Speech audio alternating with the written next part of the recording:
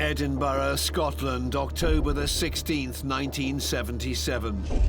The body of a 17-year-old girl was found on a deserted beach. She'd been raped, bound, and gagged. Discovered in a field a few miles away was the body of a second teenage girl, later identified as the first woman's friend. She too had been bound, raped, and murdered. It was the death of innocence within Edinburgh. It was the sort of thing that didn't happen here. The two young women had last been seen alive the previous day at the World's End pub on Edinburgh's famed Royal Mile. These two 17-year-old girls, one day they're there and the next day they're not. Their dreadful murder prompted one of the biggest manhunts in Scotland's history. It ended after almost 4 decades with a known paedophile and convicted child killer, a man called Angus Sinclair. Sinclair was known to the police. They knew he was a violent man, but they didn't connect the dots. The World's End murders were the actions of a callous, cunning and wicked man. They made Angus Sinclair one of the world's most evil killers.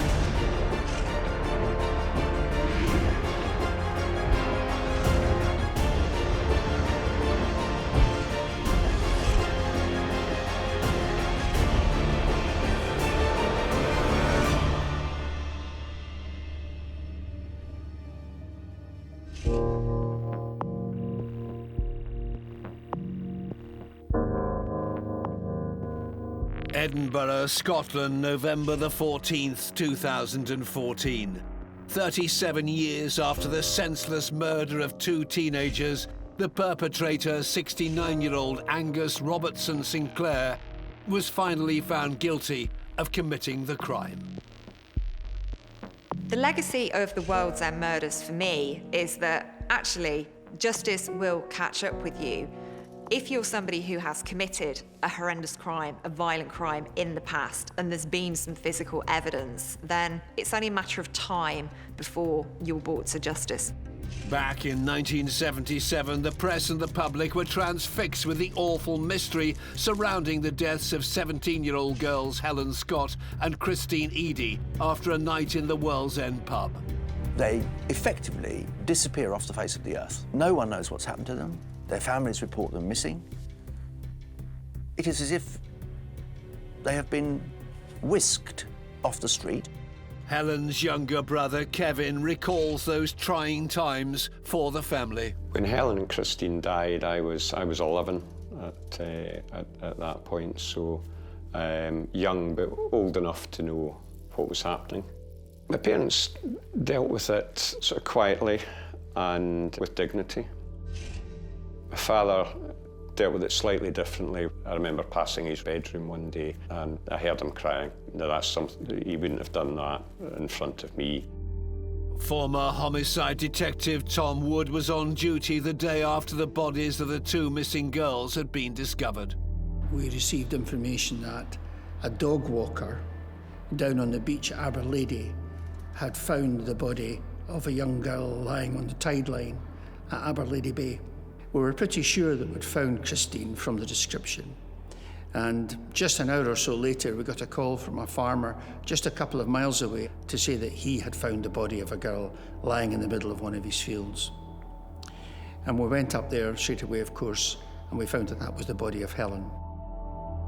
Their bodies were found in 2 different locations, Christine's in Gosford Bay and Helen's in a hamlet in Haddington, both less than 25 miles from the pub where they were last seen.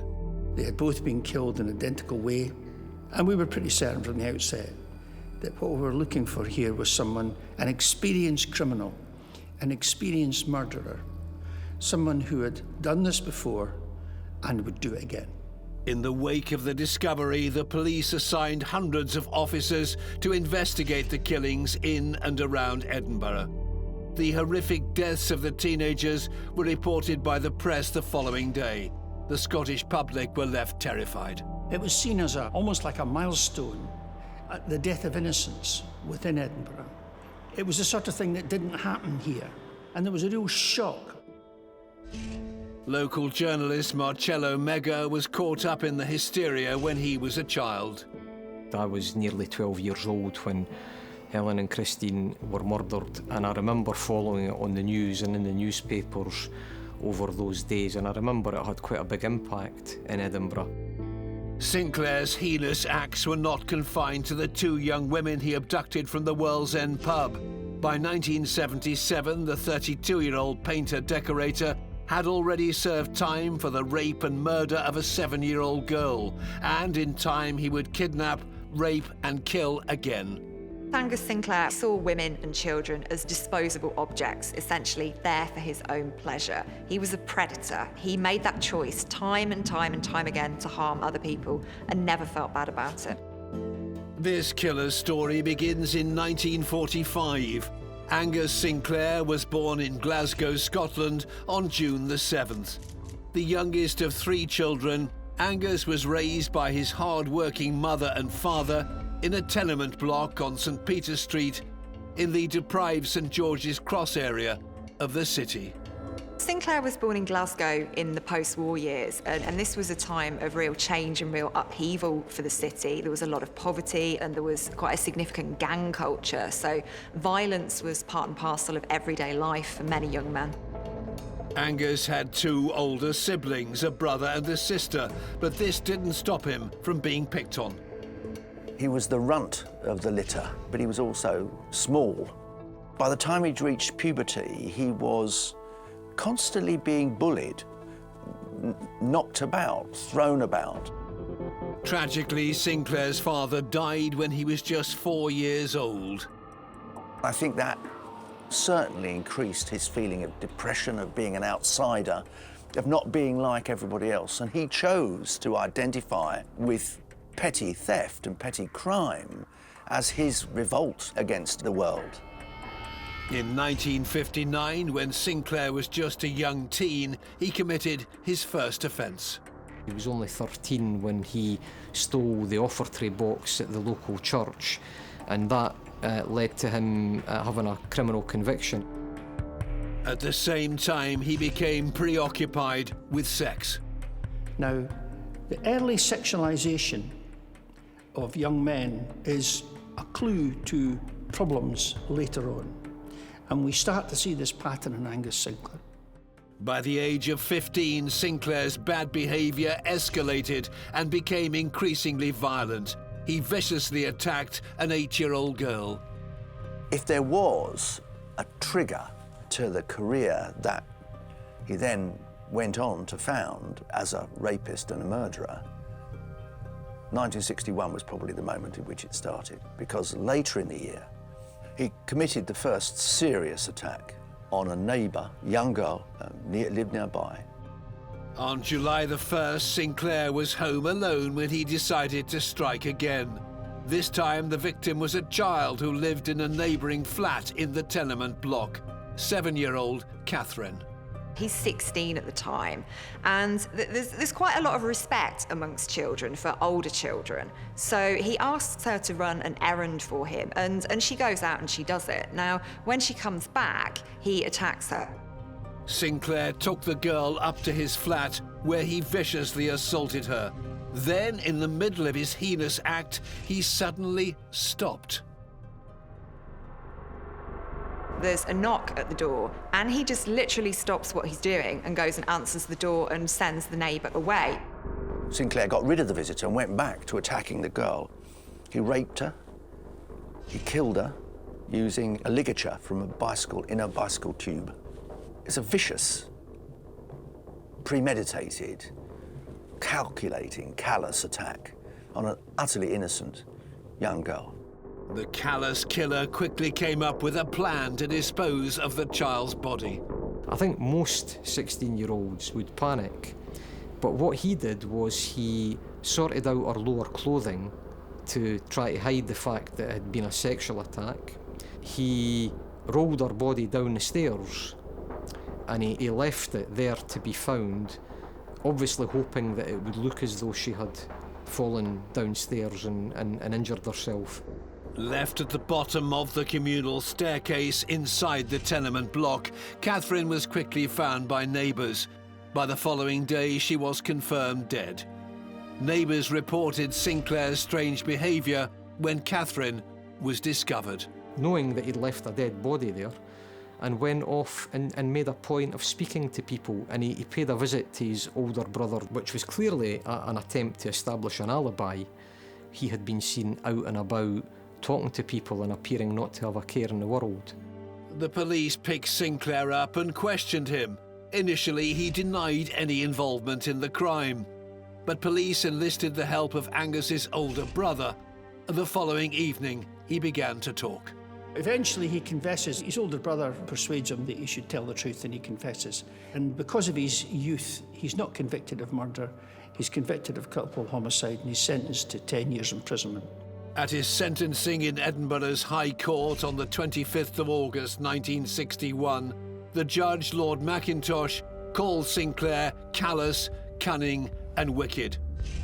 The assessment said that his lust for sex was so great that nothing would stop him from reoffending in the future, and that he'd shown no remorse. Even though Sinclair was just 16, the judge sent him to an adult prison to serve his sentence. He doesn't seem affected by the fact that he's just taken somebody else's life for the first time. If anything, he's probably quite enjoying it. He knows that he's created this chaos. In my examination of sexual offenders, I have never found a pedophile who attacks young girls to be genuinely remorseful. What they have is what I call judicial remorse. That's the remorse that sets in when you're facing a judicial officer. In prison, 16-year-old Angus Sinclair was surrounded by older men and seasoned career criminals. Inside, he was not only schooled in crime, he learned how to paint and decorate. After serving 7 years of a 10-year sentence, Sinclair was released from prison. He began working in the decorating trade, but used it as a cover for his passion for causing harm to others. Typically, we found he was doing a painting job, and during lunch hour, he goes out and does a very, very serious and violent assault and robbery on somebody with a hammer, and he goes back in the afternoon to put on the second coat of paint. Edinburgh, Scotland, 1968. He moved into a flat in Hill Place in the heart of the city and a 5-minute walk from the World's End pub.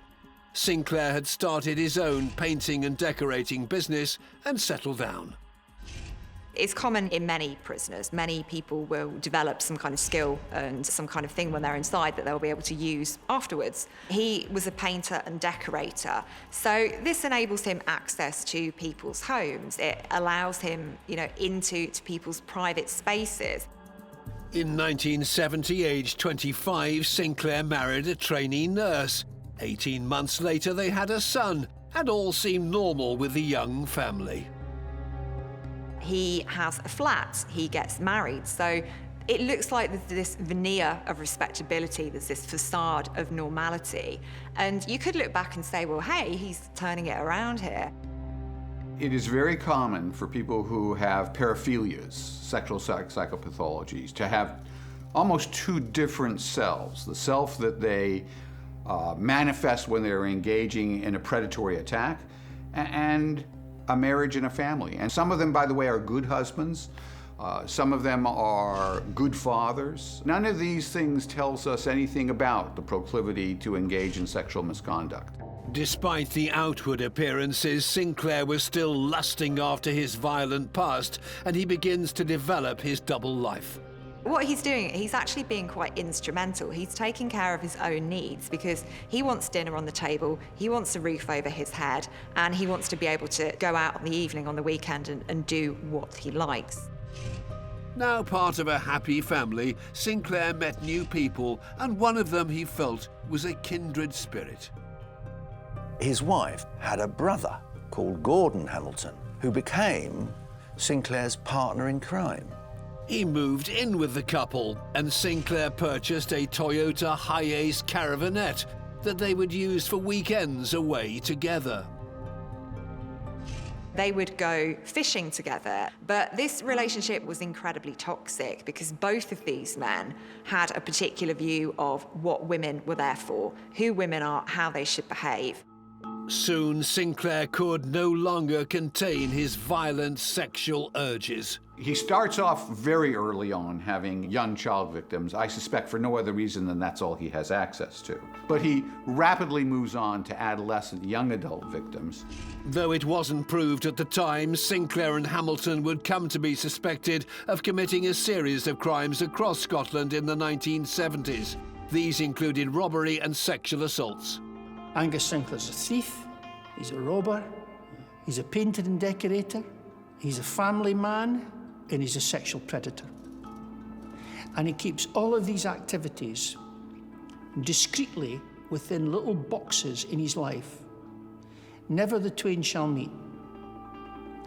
Highly organised, he executes his plans well.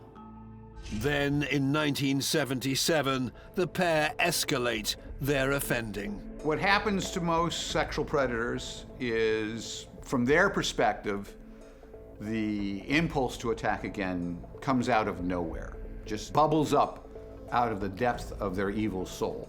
They begin to engage in hunting behavior. As the duo grew in confidence, it's believed they turned to murder. There were 3 murders in and around the Glasgow area in that same time period that we were convinced were committed by the same people, and in particular Angus Sinclair. The first of these murders occurred in August 1977. A 20-year-old woman called Anna was last seen having a drink in a Glasgow pub. She was with a friend called Wilma, and Wilma went on to marry Gordon Hamilton, Sinclair's partner in crime. She disappeared when she was looking for a cab. Her body was finally found in a shallow grave 2 years later in Argyllshire, not far from where Sinclair had gone on his honeymoon. 2 months later, another local woman from Glasgow disappeared in similar circumstances. In October, 2 weeks before the World's End killings, Hilda, who was 36 and divorced mother of 2, disappeared from the Plaza Ballroom in Glasgow. Both women went missing whilst on their way home after a night out. When police discovered their bodies, both had been raped, strangled, and their hands and feet bound. Just 2 weeks after the murders in Glasgow, the killers moved cities and targeted Edinburgh. On October the 15th, 1977, 2 school friends, Helen Scott and Christine Eady, were drinking at the World's End pub in the centre of the city. Now, these 2 young girls, Helen and Christine, they were children, really. They were firm friends. They'd been brought up together, and they were inseparable. We know that Helen and Christine's evening was one that involved, a pub crawl and lots of drinks with friends. They ended up in the World's End. That was the last port of call. Also in the World's End pub that night, sexual predator Angus Sinclair and Gordon Hamilton. Helen and Christine were approached by 2 men. We know from witnesses who were there that night and who were interviewed at the time that they appeared to be, quite happy, having a laugh. As part of his investigation, Detective Tom Wood gained a unique insight into the young women's personalities. Christine was very bubbly and could be quite feisty. Helen, on the other hand, was just a lovely, soft girl. Christine was very much the leader of the pair. She was slightly older by a few months. They both came from very good families. The families loved and cared for them. They certainly didn't have any experience of the kind of dangers that lay there for them. They were innocents, really. Kevin Scott remembers the last time he saw his sister before she died. Helen left school at 15 and then she went on to get a job within a kilt maker's company, which is where she was working up until the day that she died. Christine was working as a typist, I think, in an accountant's office. I believe she'd done that for some time. On the day in October, Helen was working. I remember her leaving the house that morning, and our plans were to meet our friends straight from work and then just go out for a few drinks in Edinburgh. A normal Saturday, and nothing out of the ordinary. Investigators would later interview everyone who came in and out of the pub that night. Took a long time to do, but we managed to really boiled down where most of the people were during that night. And they remembered distinctly Helen and Christine falling into conversation with these two young men. They were smartly dressed, short-haired, which was quite unusual at the time because the late 1970s was a time when young men frequently had long hair. Around closing time, Sinclair and Hamilton set their cruel plan into action. Their friends last saw them leaving the pub in the company of these two young men. I don't mean they went off as two couples, they just left the club together. They walked out of the pub, down into Victoria Street. These two men are people that the locals didn't recognise, so they did appear to be strangers. At approximately 11:15 that night, the group of four was seen heading into the city. The best witness statement to indicate that they were together came from a police officer who was on duty that night in the High Street, which is part of the Royal Mile, and it's where the World's End pub is based. In these days, we used to quite routinely make sure there was no problems as pubs spilled out onto the street. So actually, there was a young constable there who saw them leaving. Helen was wearing a distinctive coat. She had bought a very good quality Burberry coat with one of her first wages. They were last seen leaving the pub on their way to a party with these two men. Sinclair and Hamilton were about to commit one of the most shockingly evil crimes in Scottish history. Sinclair usually operated alone, but he was also a social killer, and he would sometimes hunt like a specific animal, the wolf. Wolves hunt in packs. Wolves have learned that if you move in packs, your chances of success and predation are greater. And so he picked up Hamilton. That night, the two women got into Sinclair's camper van, and he and Hamilton drove them far away from the city. It's pretty clear that Sinclair and Hamilton abducted the girls, put them into the caravanette, which they'd gone fishing in, and drove them to remote locations. And it's painful to say, they were abducted, raped, strangled. Their bodies were discarded at different sites. They'd been bound with items of their own clothing. Where the violent crimes took place remains a mystery. All the investigators knew was that Sinclair and Hamilton drove to Gosford Bay, Aberlady, where they left Christine's body. Christine Eadie's body was found dumped on the foreshore. Hands were tied behind her back. They then drove to the small hamlet of Haddington in East Lothian. Helen's body was found some miles away, 6 or 7 miles away, near Coates Farm. Again, she was naked, but only from the waist down. She had a new coat, which she was still wearing. Her hands also had been tied behind her back. And Christine's belt was around her neck. She too had been strangled. She had been raped. A footprint mark was found on her face, and a handbag disappeared. These two 17-year-old girls, one day they're there and the next day they're not. Helen's parents knew something was very wrong when she didn't return from her night out with Christine. On the Sunday morning, obviously Helen hadn't come home, and I remember my parents making a number of phone calls to the girls that she'd been out with that night to see if she had happened to stay the night, which she'd never done before. And when that became clear that that wasn't the case, clearly my parents were very, very worried, so we went to a local police station where they reported Helen missing. Christine's body was found in the afternoon on October the 16th, 1977. About the middle of the day, we received information that a dog walker down on the beach at Aberlady had found the body of a young girl lying on the tide line at Aberlady Bay.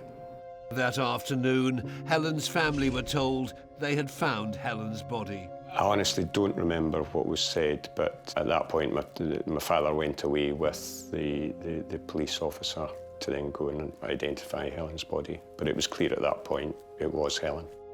Kevin was 11 years old when his sister died. I remember the day after Helen was murdered and just sitting on the steps in the house, just looking at the front door.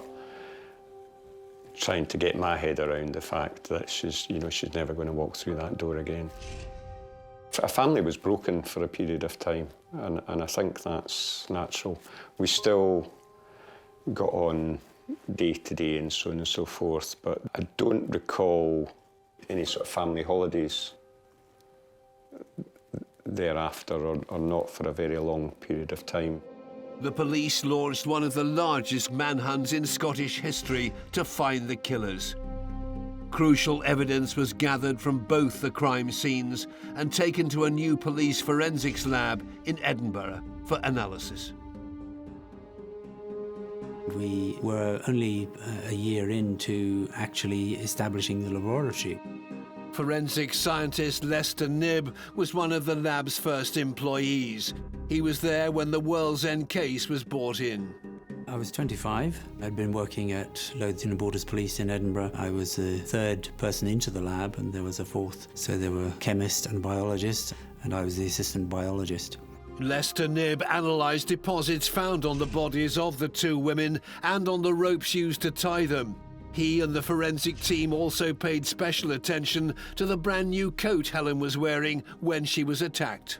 On the inside of the coat, we found quite a large amount of seminal staining, consistent with sexual intercourse, and this, of course, would have to come from an attacker. And so the main concentration was on that in terms of blood grouping. First of all, proving it was semen and finding spermatozoa, and then doing the blood grouping tests that we had available.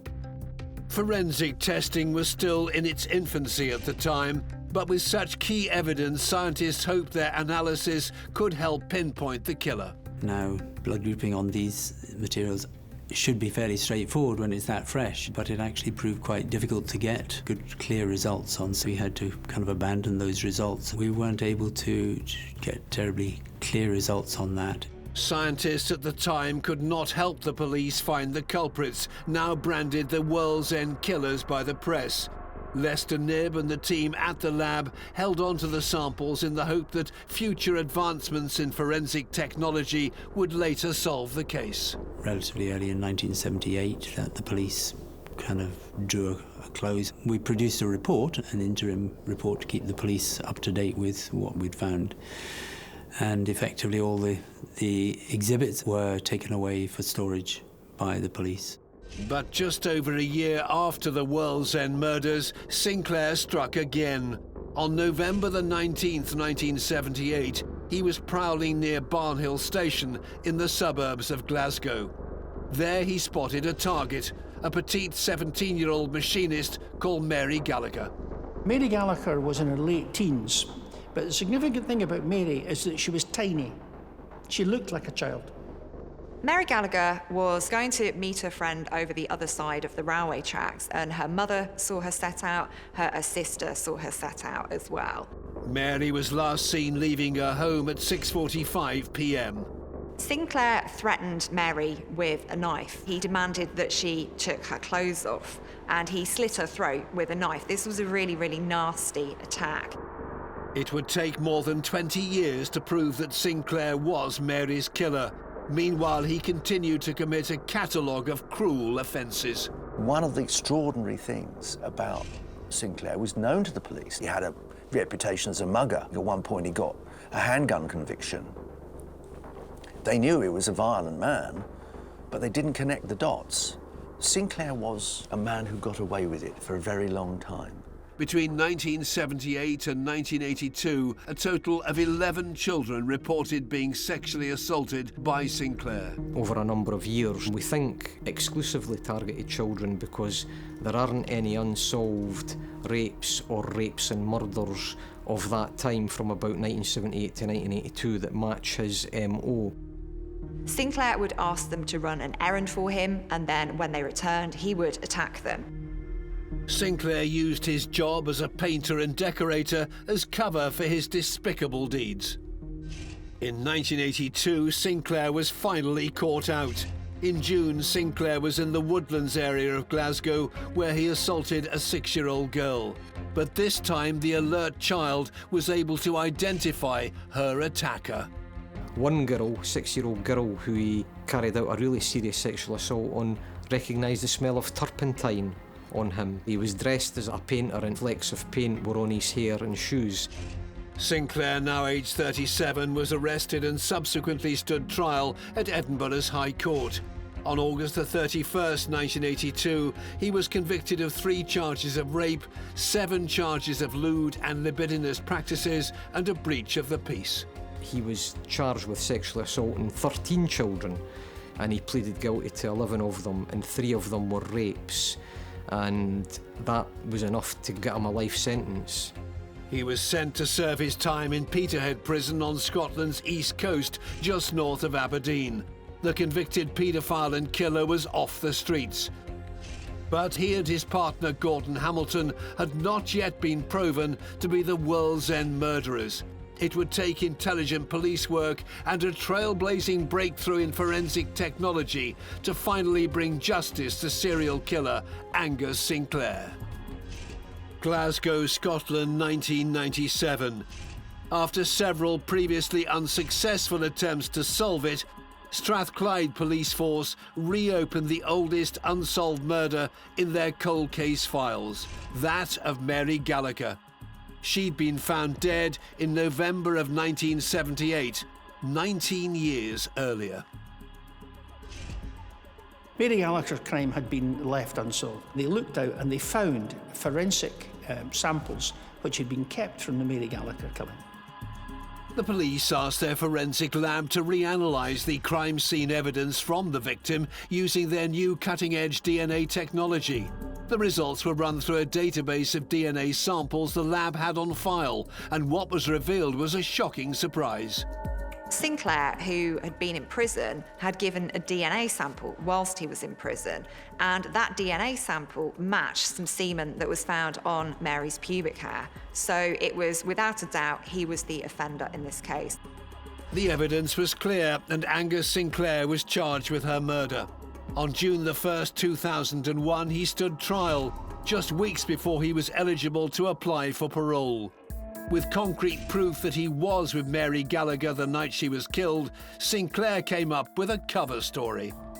Sinclair produces the excuse which is going to become his signature in the next decade. He says the sex with Mary was entirely consensual. But after 12 days on trial in Glasgow's High Court, the jury took just 5 hours to return a guilty verdict. Sinclair was once again convicted of murder and was given another life sentence. His conviction was a victory for both Mary's family and the police. But Sinclair and his former accomplice, brother-in-law Gordon Hamilton, had still not been tied to the World's End murders. More than 30 years after the vicious double murder of 17-year-old friends Helen and Christine after a night out in Edinburgh, the police were still on the hunt for the killers. After a year of intense investigation with the biggest murder team we ever put together in Lothian Borders, we literally ran out of clues. We ran out of anything useful to do. But we still had the forensic samples. We still had Helen's coat. Spurred by the conviction in the Mary Gallagher case based on DNA technology, in 2004, Tom Wood and his team re-examined the forensic evidence. Their prime suspect was Angus Sinclair.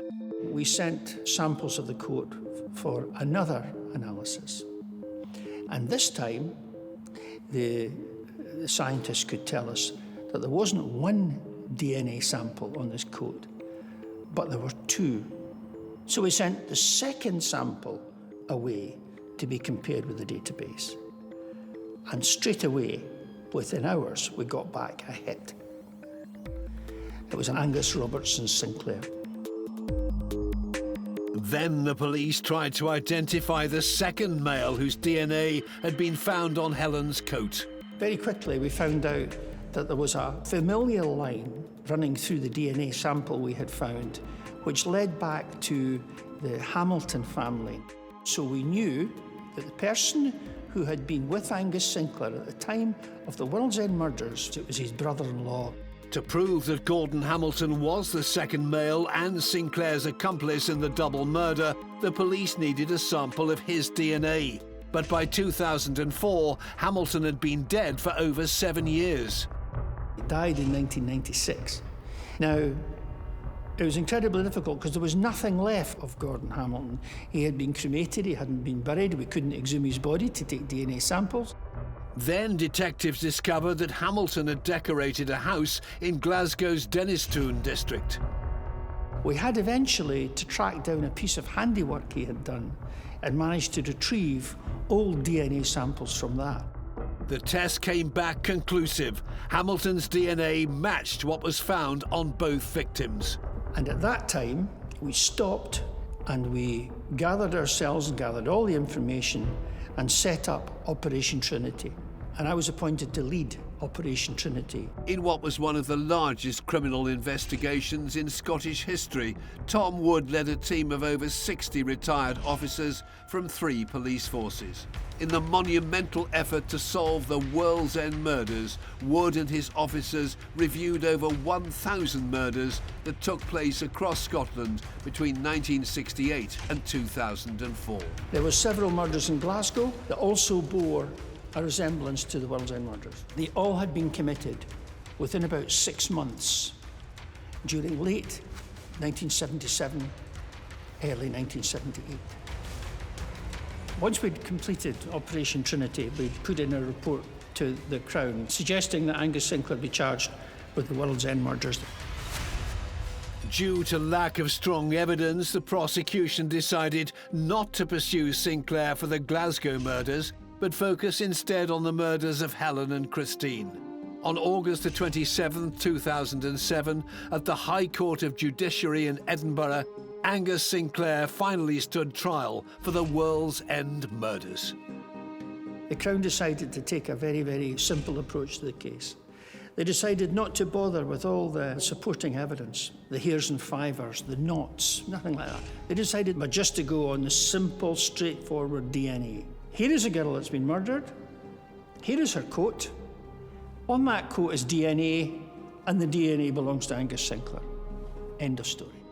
Sinclair and his lawyers saw a chance to deny the murder. Eventually, in 2004, the DNA evidence points conclusively to Sinclair as part of the World's End killings. Sinclair stands trial, but comes up with what to him, I'm sure, seemed a perfect defence. Oh yes, this DNA proves I had sex with Christine and Helen after the World's End. But of course it was entirely consensual, and when I left them with my brother-in-law Gordon, they were alive and well, and as far as I was aware, in fine spirits. It was all Gordon's fault. That was his defence. Sinclair's testimony was enough to prove reasonable doubt. The judge decided that because of the suggestion of consensual sex, then that the whole of the DNA evidence which was being put forward by the Crown was no longer relevant. None of the supporting evidence had been included by the Crown, and therefore the case fell in 2007. Without any other forensic evidence, Judge Lord Clark threw the case out. It was one of the worst days of my life. I mean, I can remember it distinctly yet. It was just this sense of total disbelief. The families of Helen and Christine had been waiting 30 years for justice. Helen Scott's father was there that day. Absolutely shattered. Words can't explain how I feel. 30 years of trying to get a conclusion. The decision also sent shockwaves across Scotland. When the trial collapsed, a lot of journalists, politicians, and significantly the Lord Advocate themselves, who's in charge of all prosecutions in Scotland, said, "Whoa, stop. Something about this isn't right." And that started a pretty root and branch review of the justice system, particularly when it comes to double jeopardy. Scotland was one of the last countries in Western Europe to have a law that stated you could not be tried for the same crime twice. It was overhauled in the wake of the 2007 trial. So the law changed, and then Angus Sinclair was the first person to be retried under the double jeopardy legislation. When the go-ahead For the second trial was given, I came out of the court and I phoned my dad straight away to tell him. It wasn't about celebrating. None of this has ever been about celebrating, but what it did do was just give that opportunity to bring this chapter to an end. On the 13th of October 2014, 69-year-old Angus Sinclair stood trial again for the murders of two 17-year-old friends, Helen Scott and Christine Eady. This time, the Crown prosecutors used all the latest forensic technology to make their case. The trial lasted weeks, attended every day, and this time the Crown got it absolutely right.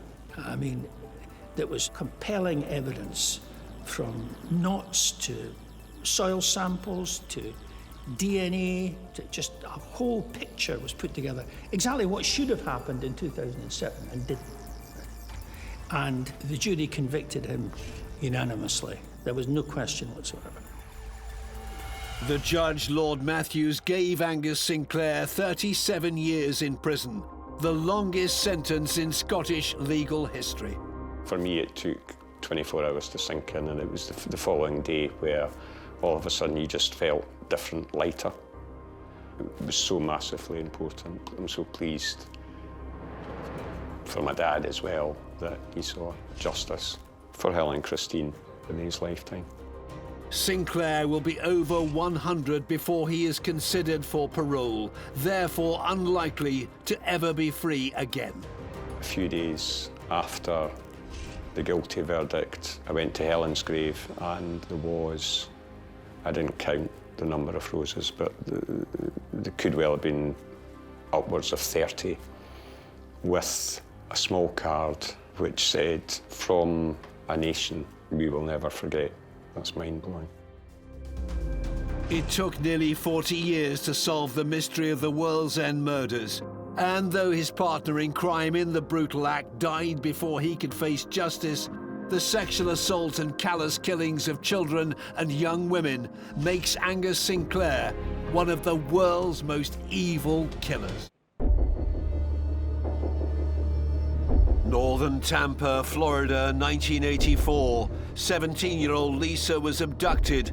The teenager was subjected to a terrifying 26-hour ordeal by a sadistic sexual predator. Unlike his other victims, she was the only one to survive. A sexual sadist, a man who thought nothing of abusing, mutilating, stabbing women. He was a man who had a ferocious hatred of women. At his peak, the bodies of the killer's victims were discovered at a rate of one every other week. The evidence revealed that a depraved serial killer was on the loose. Each crime scene was like somebody crazed, not even somebody, something, monster type. You know, it was just terrible. That monster was 31-year-old Army veteran and divorced father of two, Bobby Joe Long. I don't know if I was blind or, but I never imagined in a million years that he was capable of doing the things that he's done.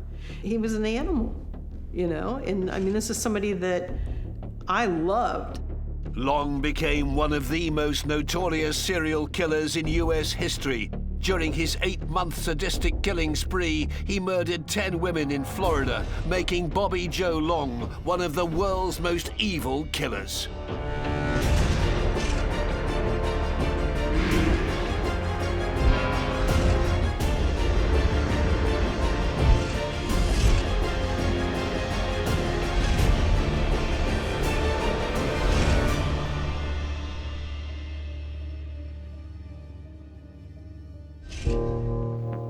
Tampa, Florida, 23rd of September 1985. At the 13th Judicial Circuit Court, Bobby Joe Long only pleaded guilty to the murder and kidnap of 8 women and 7 counts of sexual battery in and around the Tampa Bay area, and to the abduction and sexual battery of Lisa, his only surviving victim. Well, in a single spree, he killed 10 young women. And not only killed them, abducted them, subjected them to dreadful abuse, He was, without question, one of the most dreadful, depraved killers in recent times in the United States. During the months of March to November 1984 in Tampa Bay, young women were disappearing in and around an area called the Strip. Their bodies would later be found dumped in remote locations. Discarded and exposed to the elements, some were posed grotesquely in humiliating positions. They were all women who were out and about on Nebraska Avenue or around that vicinity. Now, this was quite a notorious area of the red light district, so this suggests that this is somebody who is targeting people who they believe to be sex workers. He would haunt the red light districts. He would target, focus on women whom he knew could be tempted into his car. With the offer of money, they were the classic serial killer victim. Anna Flowers recalls the impact the murders had on the local community at the time. When he started killing prostitutes, the flamboyant Strip was full of fear. Prostitutes knew that they could be next, and they were very scared. And girls just out partying, they knew they could be next. And it was absolute terror. The first body was discovered in May 1984. She was 20-year-old exotic dancer Lana. What's happened to her is that Bobby Joe Long has picked her up, driven her to a remote location, and killed her. Here's somebody who is literally just plucking women off the streets. He's identifying his victim as somebody he thinks he's entitled to, as somebody he thinks that he can just pick up and use and discard. On the 13th of May 1984, Lana's body was discovered. When police examined the crime scene, they immediately knew they were dealing with an extremely dangerous individual. It's almost impossible to imagine the terror that Lana must have suffered at the hands of Bobby Joe Long. There's no suggestion that he raped her after her death. He raped her and then strangled her. He had tied her hands behind her back. I think that was Long trying to humiliate his victims, to humiliate women. This killer's story begins in 1953. Bobby Joe Long was born on October the 14th in Canova, West Virginia. His parents divorced when he was 2 years old. Bobby Joe's teenage mother had dreamed of moving to Florida one day, and after her divorce, she left West Virginia with her son and headed for the Sunshine State, where she struggled financially to support them both. So Bobby Joe Long's mother used to work in bars. She was single, she was on her own with him, she had to go out and work, she was the breadwinner. As a child, Long suffered many accidents, head injuries that caused several periods of unconsciousness. Some were minor, like falling from a swing. Others were more serious, falling downstairs and being thrown from a horse. One of his most serious injuries occurred at the age of 7 when he was hit by a car. The accident left him with a deformed jaw and teeth.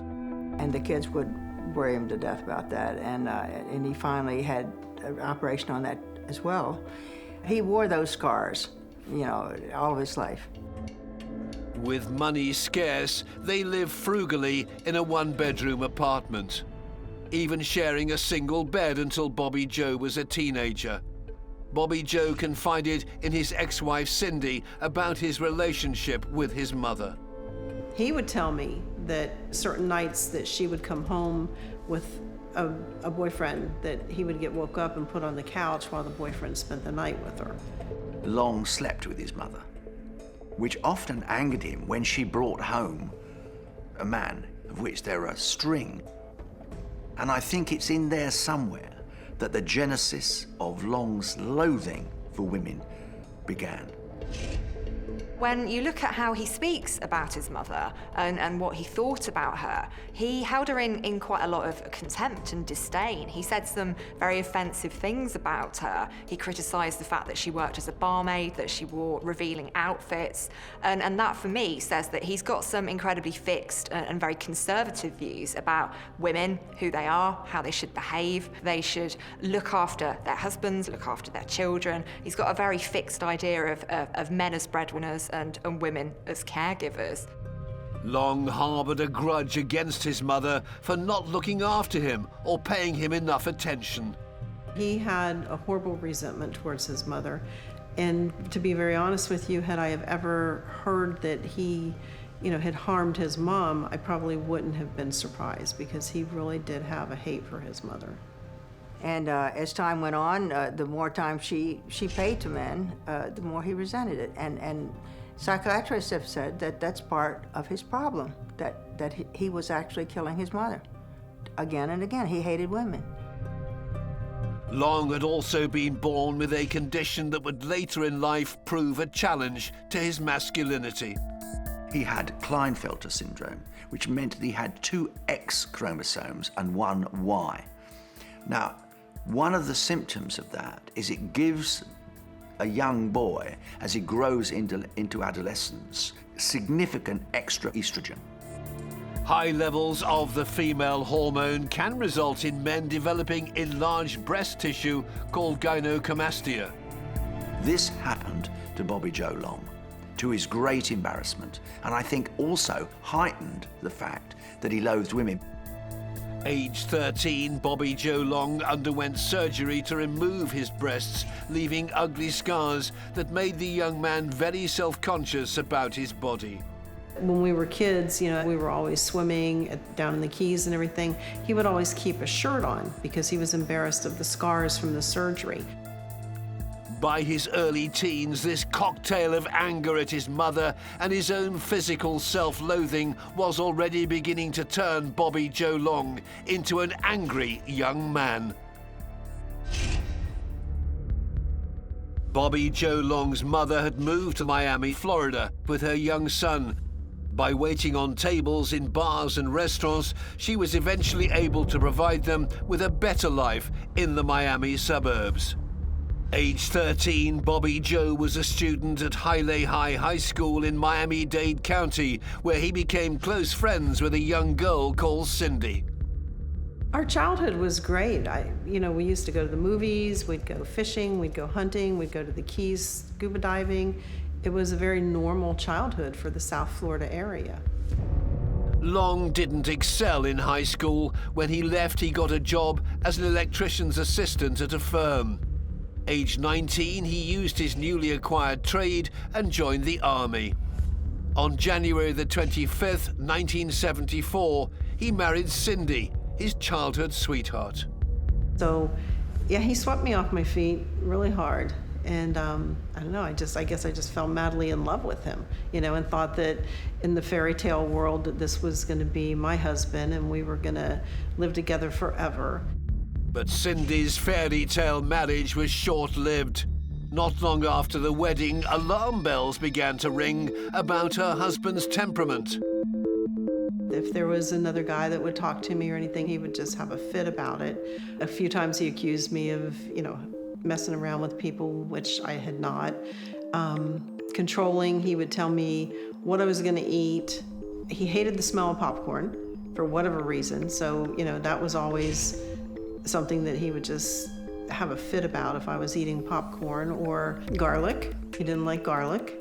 And, it was just like you were basically his puppet on the string, and that should have been a red flag to me, but I was young, I was in love. On March the 14th, 1974, Long sustained another serious head injury in a motorcycle accident, and his behavior changed dramatically.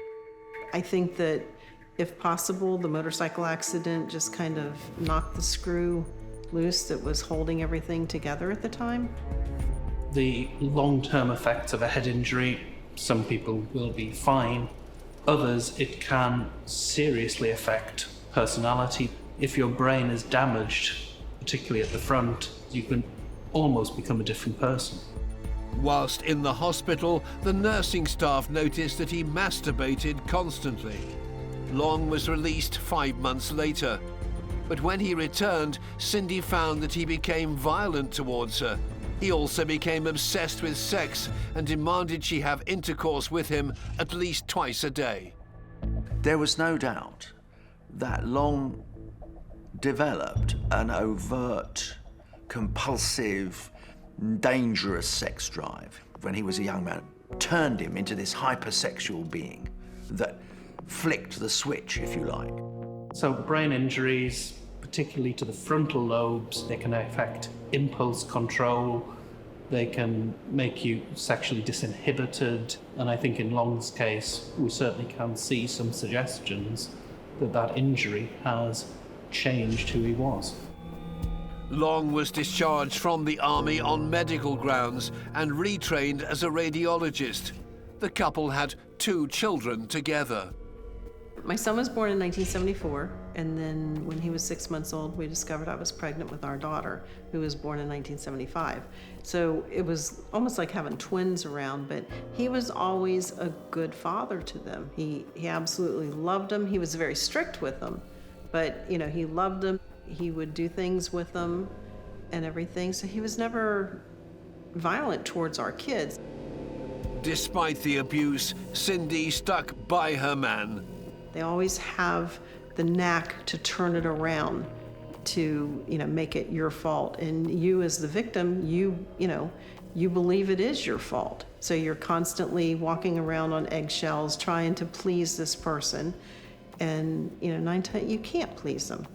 He used to have the habit of getting on top of me on the bed or the couch, and he'd put his knees like right here where I couldn't move my arms, and he would just sit there and like smack me in the face. Then that became a habit of when he was, very upset with me. In the wake of the motorbike accident, something had definitely changed within him. And he had always been short-tempered, but then he became increasingly violent towards his wife. And by implication, she feared for her son and daughter. After the birth of their second child in 1975, 22-year-old Bobby Joe started going out more often and refused to tell Cindy where he was going. He was leaving the house at nighttime, telling me that he, just needed to go out and clear his mind and get away from the kids and myself and everything. And, and in my heart, I felt like he was probably seeing somebody.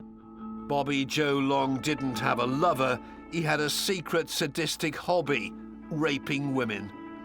Well, when we look at serial killers, they very rarely go from being normal, average, non-criminal individuals to killers overnight.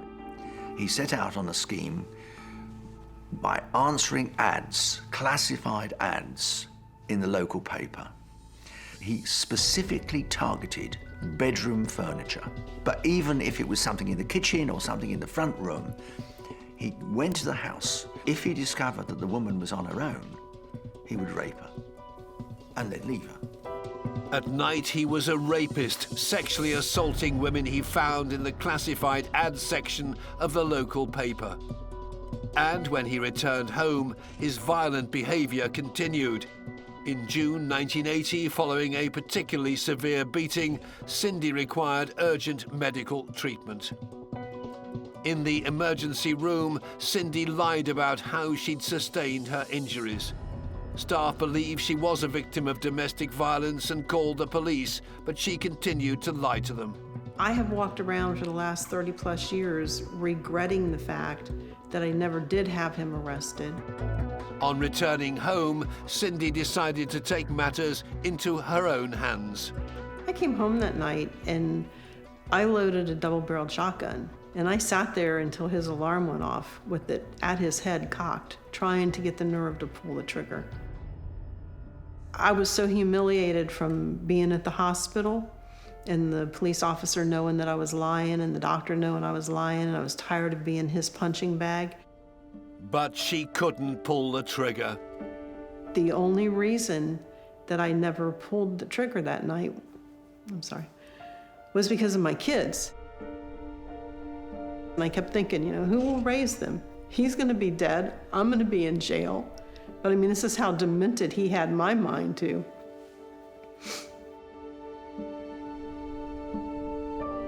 Over approximately 10 years, Long sexually assaulted at least 50 women across Florida. These were completely random victims and were impossible to connect. The unknown offender became known as the classified ad rapist. With no evidence to link Long to the attacks, he was free to continue his assaults on unsuspecting women. It was a consistently dramatic way of discovering victims. He didn't go searching for them on the street. He wasn't hiding in the bushes or waiting in the park. He was a perfectly ordinary bloke answering a classified ad and saying, "Oh, I'd like to see the item you've got for sale." Cindy had no knowledge of Bobby Joe's sadistic hobby. But in 1980, she plucked up the courage and filed for divorce. He was an animal, you know, and I mean, this is somebody that I loved. I mean, when I tell you I loved him, you know, your first true love, you know. And how could I have been so blinded? Bobby Joe eventually left the family home and moved to the Tampa Bay area.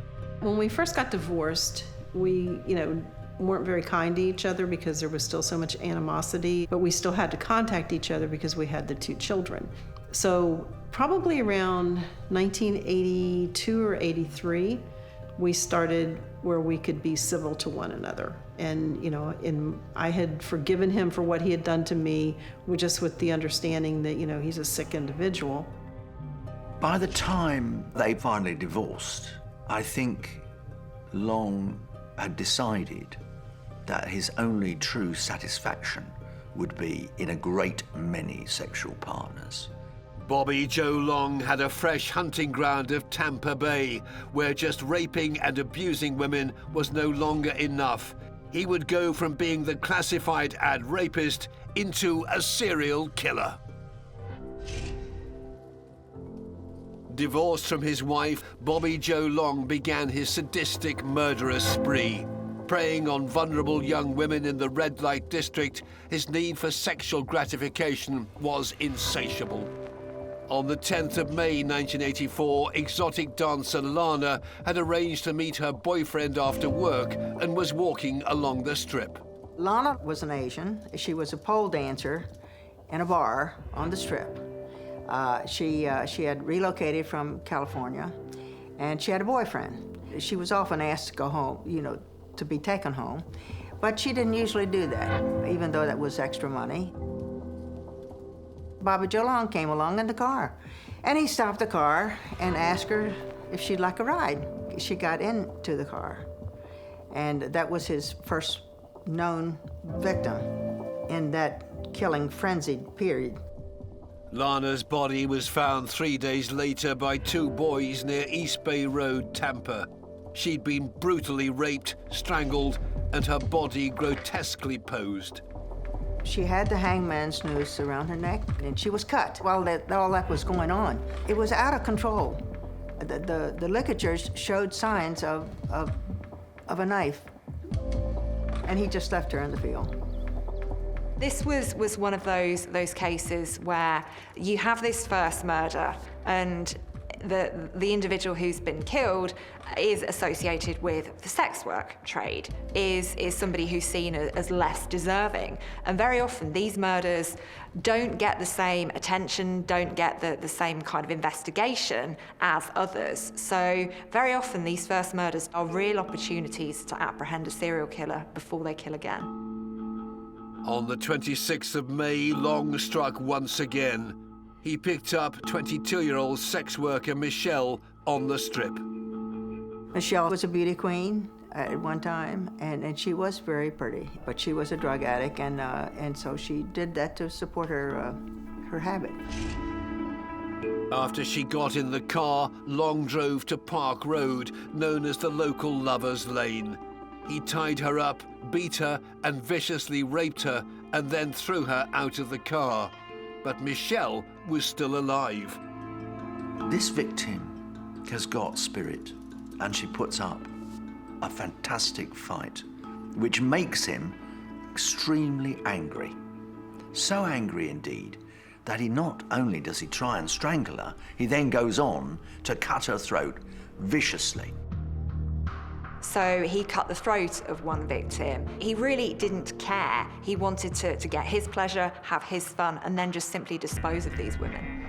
When you're getting to that level of brutality, we are beyond simply ending a life. We are into cruelty. We are into doing things for Long's own perverted pleasure, and that, to my mind, is evil.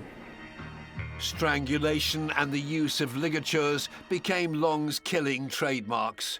He used ropes and a series of knots to create a collar like a hangman's noose.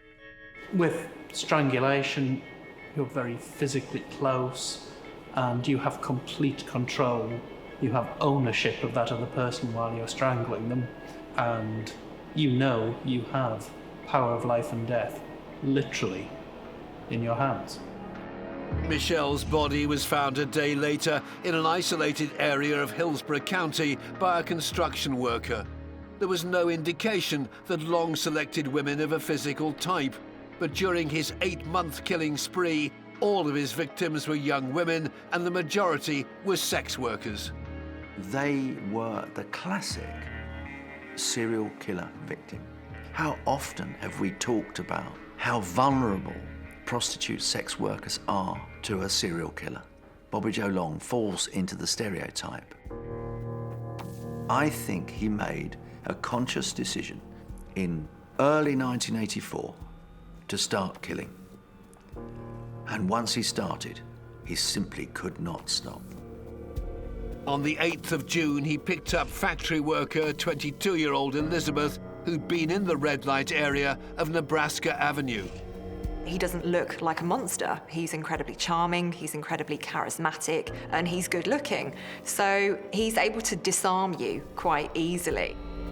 Like his other victims, Elizabeth felt safe enough to accept a ride from him. But what he concealed was this volcanic temperament hiding beneath the surface that gave him this extraordinary drive to be incredibly violent towards women.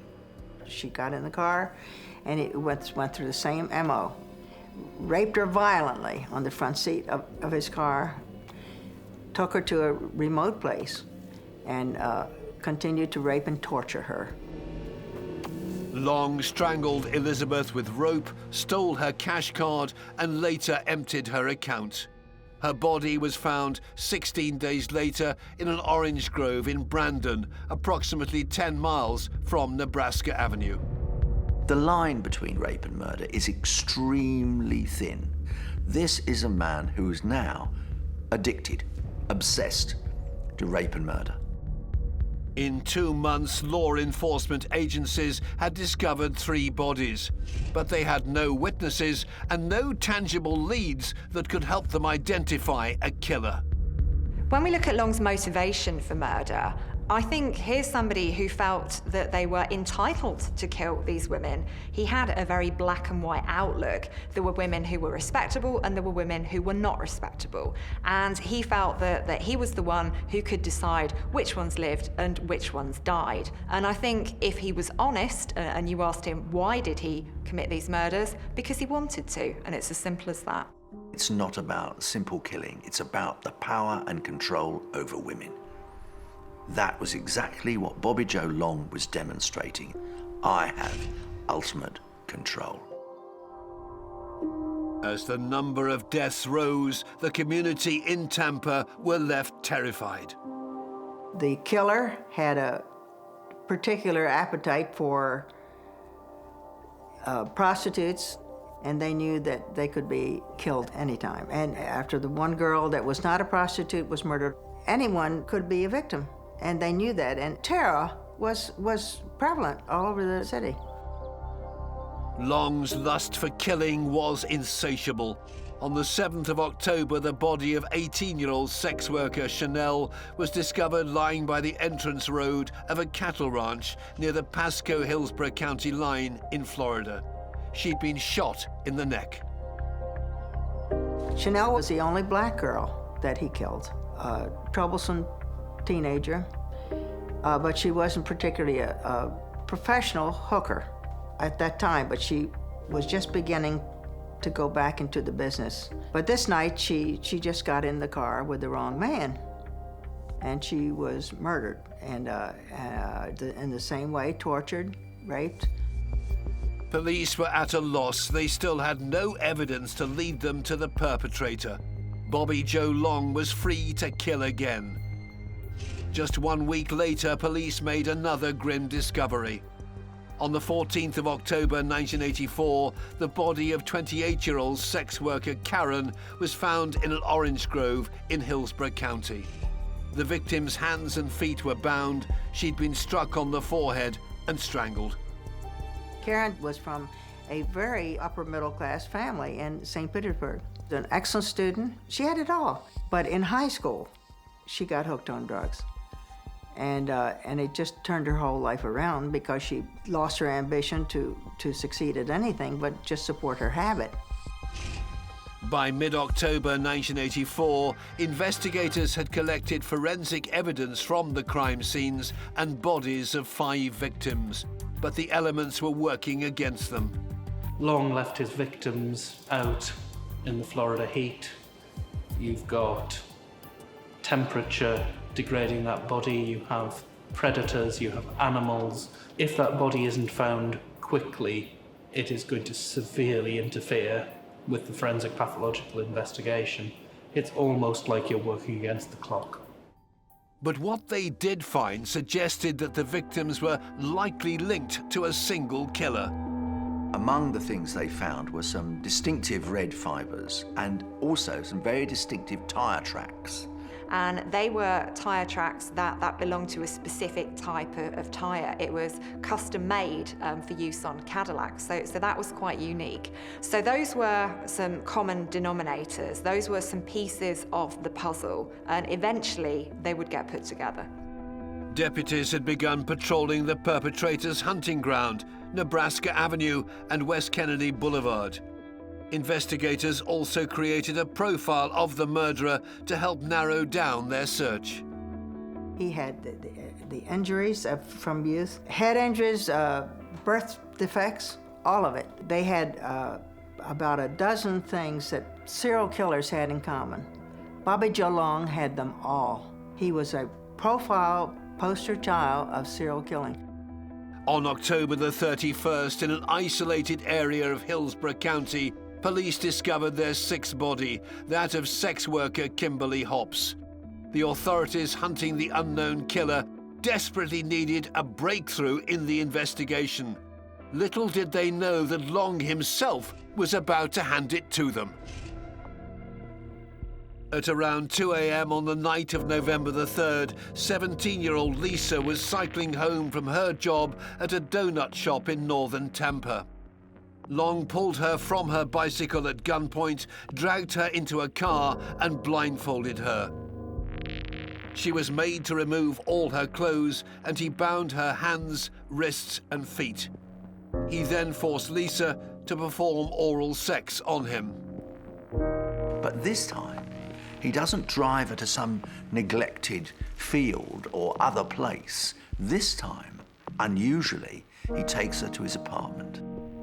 In the apartment, he raped her, and then he took her into the shower and washed her hair. Lisa remained calm and complied with her tormentor. And then he shifted like lightning and dragged her out of the shower and raped her, and then he would talk to her, sweet talk, I'm sorry, apologizing. I'm sorry we had to meet like this. You seem like a nice girl. I really like you. And then a simple request from her might be denied violently. Now, until this point, Bobby Joe Long's victims have always been terrified, killed, raped, killed immediately. But this is not the case with Lisa. Lisa's survival instincts kicked in. In the apartment, she touched as many objects and surfaces as she could, especially in the bathroom. After hours in captivity, she had gained Long's trust. Still blindfolded, he allowed her to touch him intimately. He let her touch his face, and she would be able to say, oh, he's got pox marks, or he's got a little mustache, or this or that. And just enough of seeing under the blindfold would identify other things. Later that night in the dark, he removed Lisa's blindfold. She convinces him that she will do whatever he wants, that she is no threat to him. He can do whatever he wants to her. She is somehow malleable in his hands. I think Bobby Joe Long kind of fell for her in a sort of way. But I think something else was going on as well. Then Long did something unexpected. But the next morning, he said, it's time to go. And she thought, is he gonna let me go? And he did. After driving for a short while, Long stopped to withdraw cash at an ATM near his apartment. With Long out of the car, Lisa adjusted her blindfold. She made a mental note of everything she could see. Lisa remembered several details about her ordeal. She remembered that she'd been picked up in a red car, which was a Dodge Magnum. She remembered the word Magnum being on the interior of the car and on the seats. She remembered what Bobby Joe Long looked like. She also recalled that they'd stopped at an ATM. At approximately 4 a.m., Long dropped Lisa off in a parking lot in North Tampa. I think Long was beginning to think that this spree of killing and women, this rape and murder spree in Tampa Bay, was probably coming to an end. It is one of the most extraordinary facts of his case that he chose to let a victim go. And as he did so, he knew he was actually signing his own death warrant. Lisa walked home and woke her father, who immediately called Hillsborough County Sheriff's Office. She gave a detailed description of her abductor, his red Dodge Magnum car, and the ATM they'd stopped at. Her clothes were also submitted to the FBI forensic lab. Investigators quickly began circulating details of the suspect among law enforcement departments in Florida. So there were these really crucial pieces of the puzzle that investigators could put together, and they could narrow down a suspect list. They could find out who owned cars like this, they could find out who conducted transactions at ATMs, and that was a really valuable starting point. Lisa's testimony was effectively the break in the case. At that point, no one knew or even suspected that Bobby Joe Long had indeed killed a number of women in the Tampa area. As Lisa's case was an abduction, it wasn't initially connected to the previous 6 murders.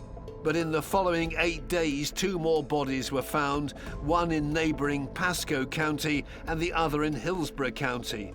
The first was 18-year-old waitress Virginia, and the second was 21-year-old student Kim Swan.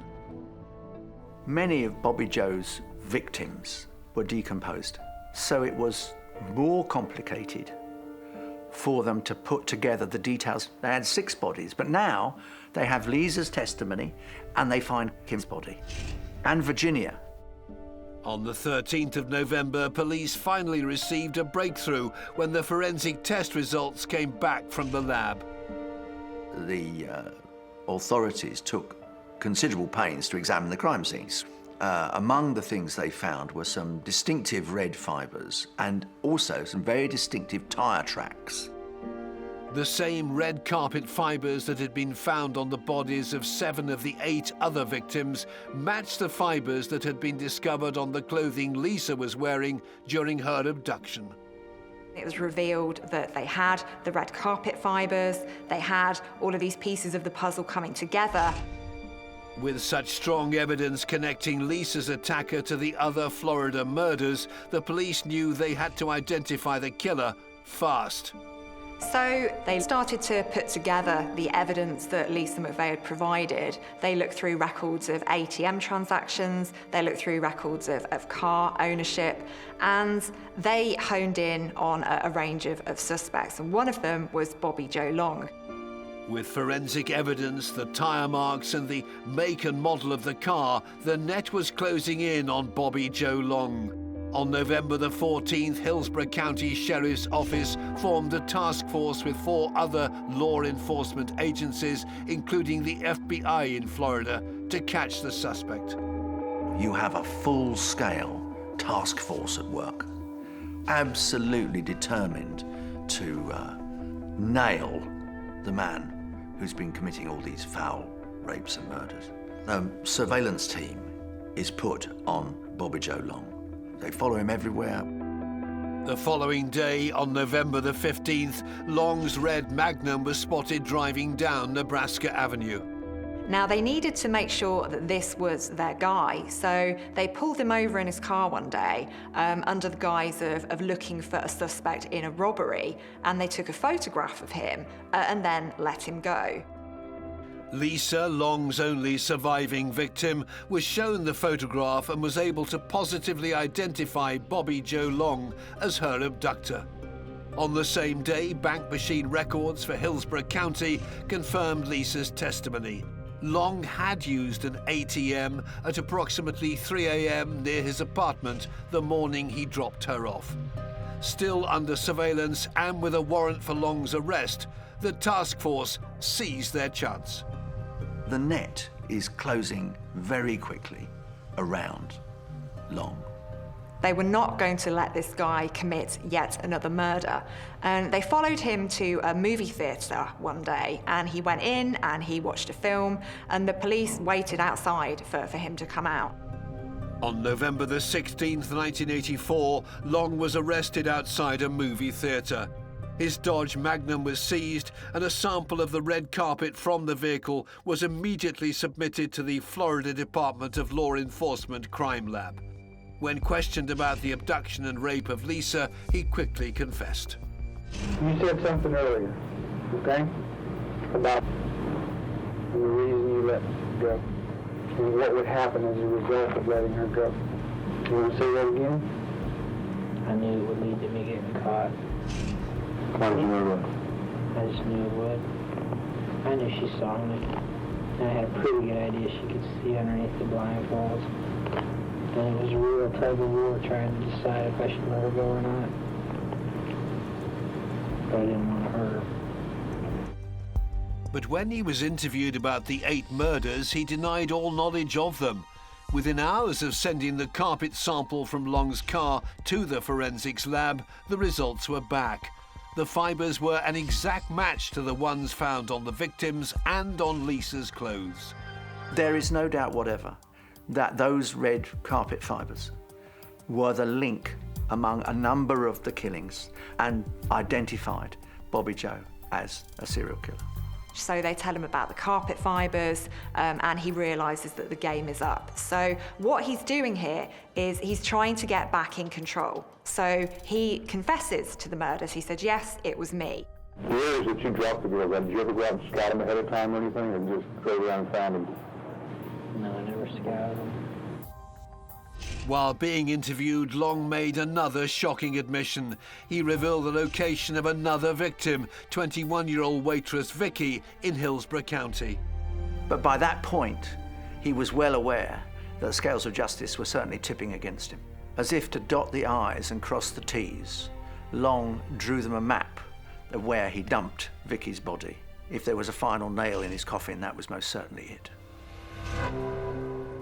So he called me, and when I answered the phone, I could tell right away something was wrong in his voice. And he said, you know, the girls, I killed the girls in Tampa. And I said, you know, you're not funny, don't mess with me like that. And then Bob asked me, he said to call his parents and tell our children that he was killed in a car accident. And I said, I'm not gonna lie to our kids, you know, and I couldn't lie to them. But just 6 days after his arrest, another body was found in rural southern Hillsborough County, that of 18-year-old Artis, a prostitute Long picked up in March 1984. He confessed to her murder, and it's believed that Artis was his first victim. Long had now claimed the lives of 10 women. On April the 22nd, 1985, in Dade City, Pasco County, Florida, Long was tried for the murder of 18-year-old waitress and sex worker Virginia. He was found guilty and was sentenced to die by electric chair. I think he's accepted that basically he is facing the death penalty. Now, what brought about the change of heart? Probably the overwhelming weight of evidence that was being thrown at him. On September the 23rd, 1985, Long pleaded guilty to 8 counts of first-degree murder, 8 counts of kidnap, and 7 of sexual battery. He also pleaded guilty to the charges of sexual battery and kidnapping of Lisa. After several appeals, the death penalty he received for the murder of Virginia was revoked. He's currently incarcerated in a high-security prison, serving at least 4 99-year sentences, 28 life sentences, 1 5-year sentence for aggravated assault, and 1 death sentence for the murder of his 3rd victim, Michelle. But more than 30 years after his brutal murderous spree, Bobby Joe Long has yet to be executed. There's quite a bit of toing and froing after this when you look at the trial, when you look at his appeals. So he wants to withdraw his guilty plea, then he wants to reinstate it. And what's happening here is he's enjoying pulling other people's strings. So when he's in prison, there's very, very little that he's got control over. But one of the things that he can control is his plea, and he's using that to his full advantage. He really is a puppet master.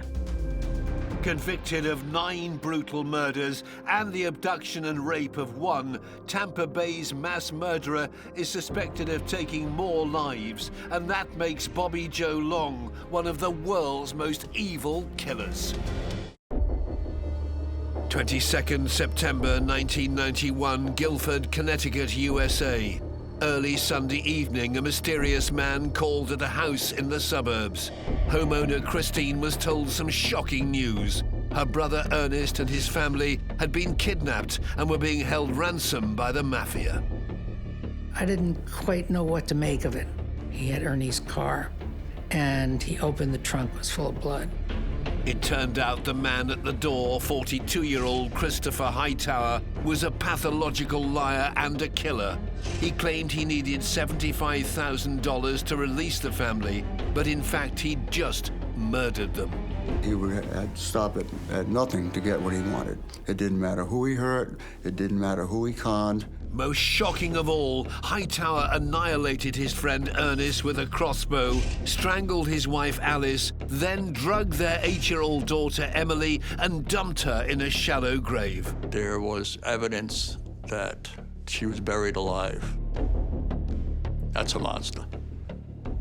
That's a monster. But in court, he continued his lies, claiming he saw the mob carry out the killings. I couldn't believe it. It was impossible. You don't kill a child. The church-going investment broker turned out to be a con man who went on to murder 3 innocent victims, making him one of the world's most evil killers.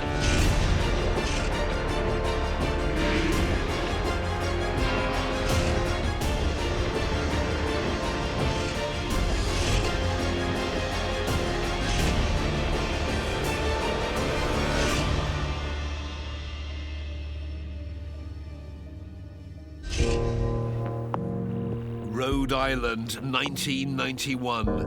Residents from the affluent church-going town of Barrington helped police in the search for 53-year-old Ernest Brendel and his family. They had completely vanished from their detached suburban home. The impact of this on the community was absolutely devastating because this is upper middle class America. This is the American dream. 6 weeks after their disappearance on the 7th of November 1991, police made a grisly discovery. finding Ernest, wife Alice, and 8-year-old daughter Emily buried in woods next to a local school. Ernest's sister Christine never forgot the day she received the news. Her niece Emily was drugged and asleep when she was dumped in her grave. I think killing a child's bad enough. What he did with Emily, buried her alive, that's above and beyond. The man has no soul. What Barrington's residents didn't realize was the man responsible was one of them. The killer, 42-year-old Christopher Hightower, was a Sunday school teacher and a pillar of the community. There was shock across the town at news of his arrest, as former state prosecutor Patrick Youngs remembers. He's just a typical suburban father. There are millions of them in America. The last person you would think would commit a horrible crime. On the surface, Christopher Hightower was extraordinarily trustworthy. The sort of man that everybody trusted. But suddenly, that trust was broken. Hightower's crimes had a lasting impact on the picture book American town.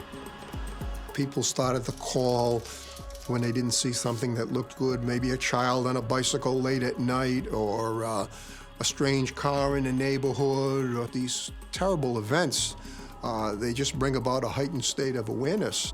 To have an individual come along who appears to be one of you, who appears to be just like everyone else and capable of such harm, really does shake people's foundations. This killer's story begins on the 20th of August 1949. Christopher Jameer Hightower was born in Winter Haven in central Florida. His father worked as a printer. In the US, this was the post-war years. It was the age of affluence, the rise of the consumer society. He comes from what appears to be a traditional nuclear family, the American dream, and nothing appears to be out of the ordinary. He was the eldest of 5 children, the one who got what he wanted, almost always.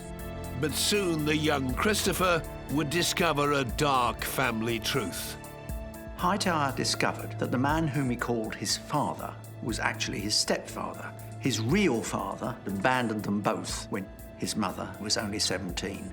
It was upsetting, but not something that someone couldn't recover from. It drove a wedge between Hightower and his stepfather that would never be repaired. I think at the time, this idea of illegitimacy is incredibly stigmatized in the US, and it would have been something that would make him quite angry. His family have lied to him, and I think that starts off some feelings of rage, some feelings of resentment. Although determined, Hightower wasn't particularly bright and only just scraped through high school, graduating on the 8th of June 1967. At the age of 19, he left home to join the Navy. He was committed to forging a glittering career, unlike his stepfather, the printer, whom Hightower dismissed as a low achiever. When he leaves, he never sees this man ever again. To be able to just drop somebody and never see them again, somebody who's been such an influential person in your life, suggests to me that this is somebody who does not have the same emotional attachments to other people that the rest of us do. After just over 4 years in the Navy, Hightower wanted to start a successful new career. He married in August 1973 at the age of 24, then enrolled at the University of Rhode Island to study zoology. Next, he set his sights on medical school and would stop at nothing, even gambling his family's livelihood to get his dream. It was revealed that he was actually trying to sell the family home to pay for his college education, and his wife wasn't very happy when she found out about this. So, after just over 7 years of marriage, Hightower divorced and soon found a new love in his life, Susan. They married in 1982, and his plans to become a doctor were back on track. Nothing would get in his way. When he found a course at Wright State University in Ohio, he forged his academic qualifications to get in. He had taken his transcripts from the University of Rhode Island, which were fairly pedestrian transcripts, and doctored them so to make it look like he got all A's. The actual truth of the matter is that he did terrible at URI, University of Rhode Island. He just about failed almost everything. And so he got into graduate school on a lie. Hightower had got where he wanted through deception. Now he realized how faking it could get what he desired. Soon he was lured by the highs and lows of the stock market, and this inspired his next ruse. When he was in Ohio, attending Wright State University, he had some sort of investment group where he convinced people to invest a modest amount of money. He'd turn it into a lot of money. Well, it was all a scam. He kept all the money. He was a good salesman, but he had no idea how to actually do it. He had grandiose ideas about himself, and I think he was frustrated at his lack of talent, and eventually he would be discovered to be a fraud. Despite losing his investors more than $100,000 of their life savings, Hightower was never prosecuted, but he'd stumbled upon an easy way to make money. So Hightower decided to ditch med school and with his wife Susan moved over 800 miles to Barrington, Rhode Island. Here the fraudster would set up another dubious financial venture. To his neighbors though, Hightower seemed like the happy family man. They have 2 children together and they live with his wife's parents. Now, his wife's parents have got this rather lovely house in Barrington. So essentially what Hightower's doing here is he's being able to perform the perfect American family in the lovely big house, but he hasn't had to do a single thing to earn that. What matters for him is how other people see him, and he really thinks that he's got it all sorted now. In a bid to show he was going up in the world, the smooth-talking salesman started a seemingly reputable business to match, Hightower Investments, Inc. In his new downtown office, he bumped into local lawyer Ernest Brendel. He somehow convinced Ernie that he should invest some of his money with him. And he had a formula that he said was foolproof. Of course, he didn't have any formula. He didn't know what he was doing in the commodities business. Everything that he said was a total fabrication. Soon, Hightower and Ernest became the best of friends. Their families even started holidaying together in New Hampshire. By now, Hightower had become an upstanding member of the community.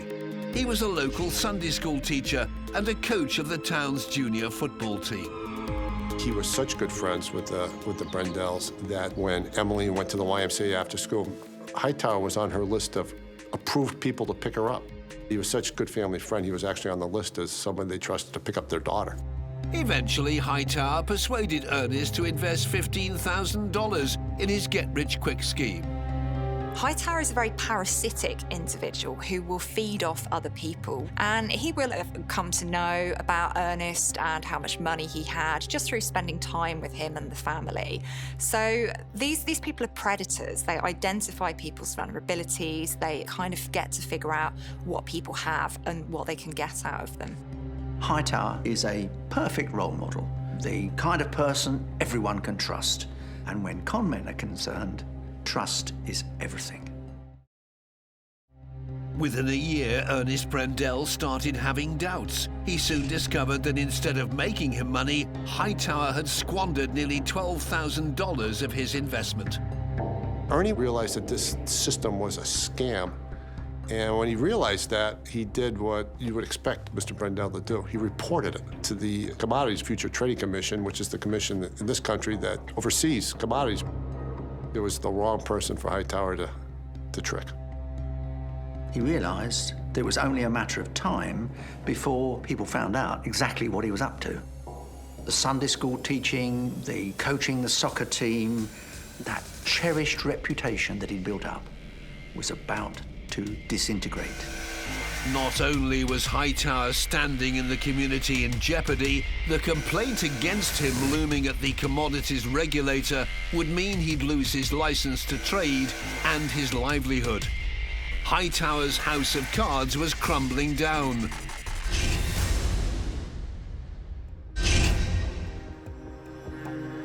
The phone at his office had been disconnected, and his landlord was chasing him for $1,800 of unpaid rent. His problems with debt caused ructions at home, and this led to the final nail in the coffin. Hightower's wife says that she wants a divorce. She doesn't want this marriage to continue. Now, for Hightower, this is terrible because she is essentially the access route to this lifestyle that he's been performing. They live in her parents' house. It's very grand. Everybody thinks that he's very wealthy. So he threatens her. Rhode Island once had a reputation as a mob state, with key figures of the mafia believed to be operating in the area. In a desperate ploy, Hightower threatened his wife with associates he claimed he had in this criminal underworld. He allegedly had told her that he had paid a group of organized hitmen to kill her for $5,000, and for another $1,000 he would make her disappearance complete. It was his fantasy world he lived in. I don't think there was any truth to any of that. His marriage was ending. He was concerned, I believe, about whether he'd see his kids. His professional life, such as it was falling apart, so this was all crashing in on him at the same time.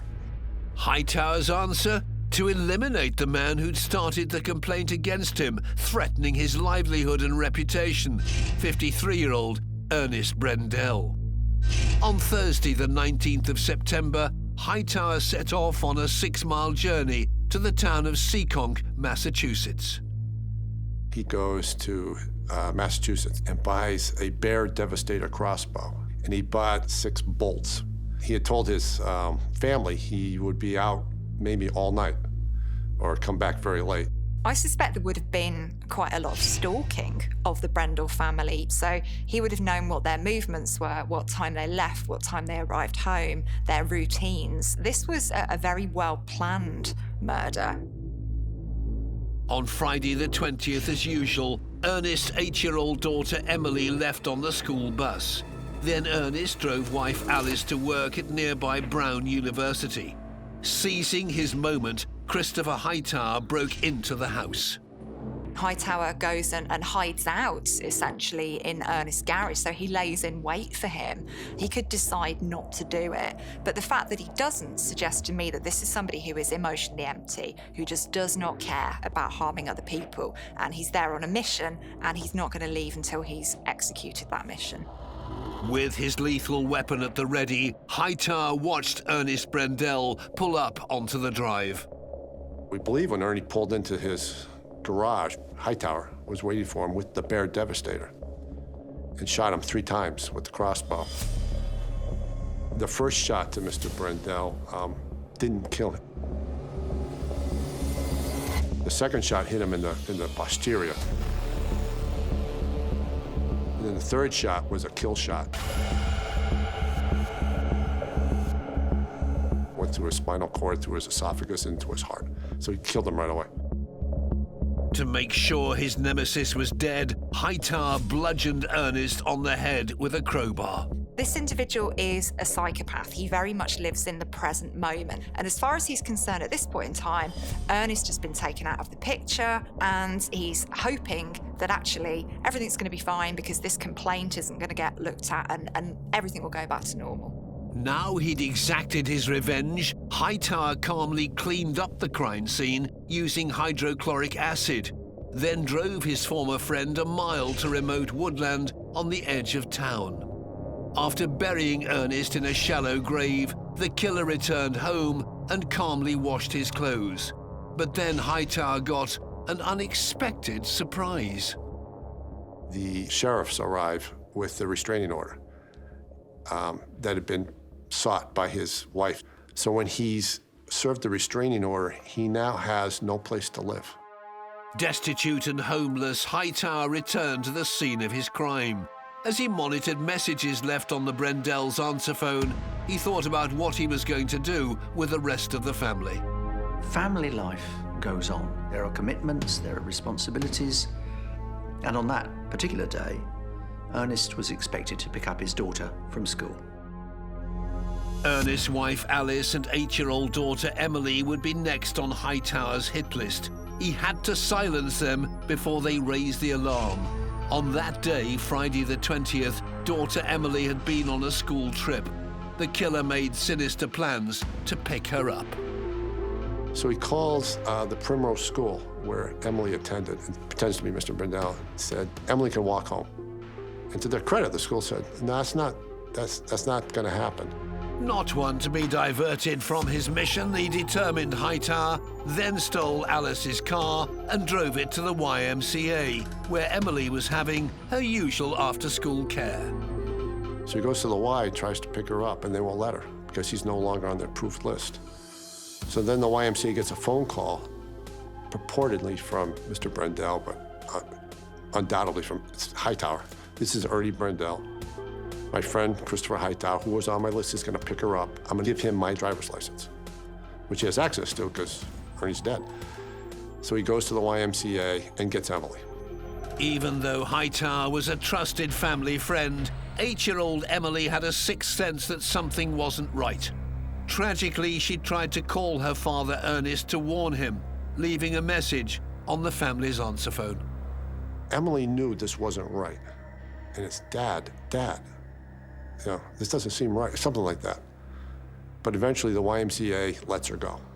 And that's the last anybody that we know of saw her, was the woman at the YMCA who sees her walking to Alice's car with Christopher Hightower.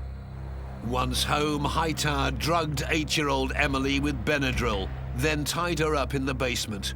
The brutal killer knew she'd be useful as a bargaining chip when Mother Alice came home. Alice always got the bus home. Ernest would pick her up from the stop, but on this particular evening, Ernest wasn't there, so she made her own way. Once home, she too was held hostage by Hightower. Throughout the day, people arrived at the house. Little girls came looking for Emily. He said she wasn't home. At one point, a discount store showed up to deliver a mattress. He sent them away.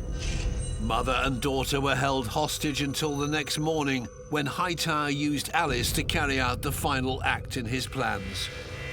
On Ernest's computer, he made her type out a letter in Ernest's name to the US commodities regulators, withdrawing his complaints against Christopher Hightower. It's believed, though, she left a coded message for the police. She put Hightower's initials on the file she opened, and we often thought that was a clue. Now Hightower had no use for his hostages, he strangled Alice. Then later that evening, he drove her body, together with sleeping daughter Emily, to the remote woodland on the edge of town where Father Ernest was buried.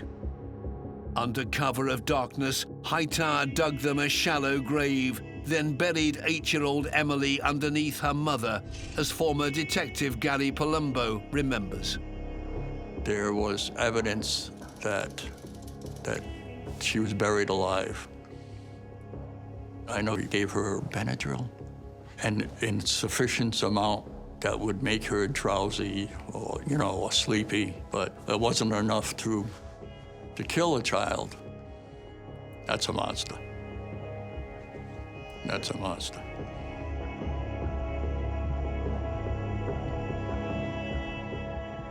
Many people will say, well, maybe he felt bad, maybe he didn't want to kill her, and he was just burying her body just to kind of get it out of sight, out of mind. But I think he's coming towards the end of his plan here. And perhaps the killing of Emily wasn't as carefully thought through as the killing of Ernest and Alice. After burying the bodies, Hightower covered the graves with lime to mask the smell of decomposition. Now the killer was satisfied, he disposed of the entire Brendel family. He buries them quite close to their home. And this is interesting for me because he has a lot in common with other killers here. He's thought fairly carefully about the murders themselves, but he hasn't thought very carefully about the aftermath in much detail. They're in a place where they're going to be discovered. The earth would soon give up Hightower's dark, dark secret, and the reputation of the upstanding churchgoer would come crashing down.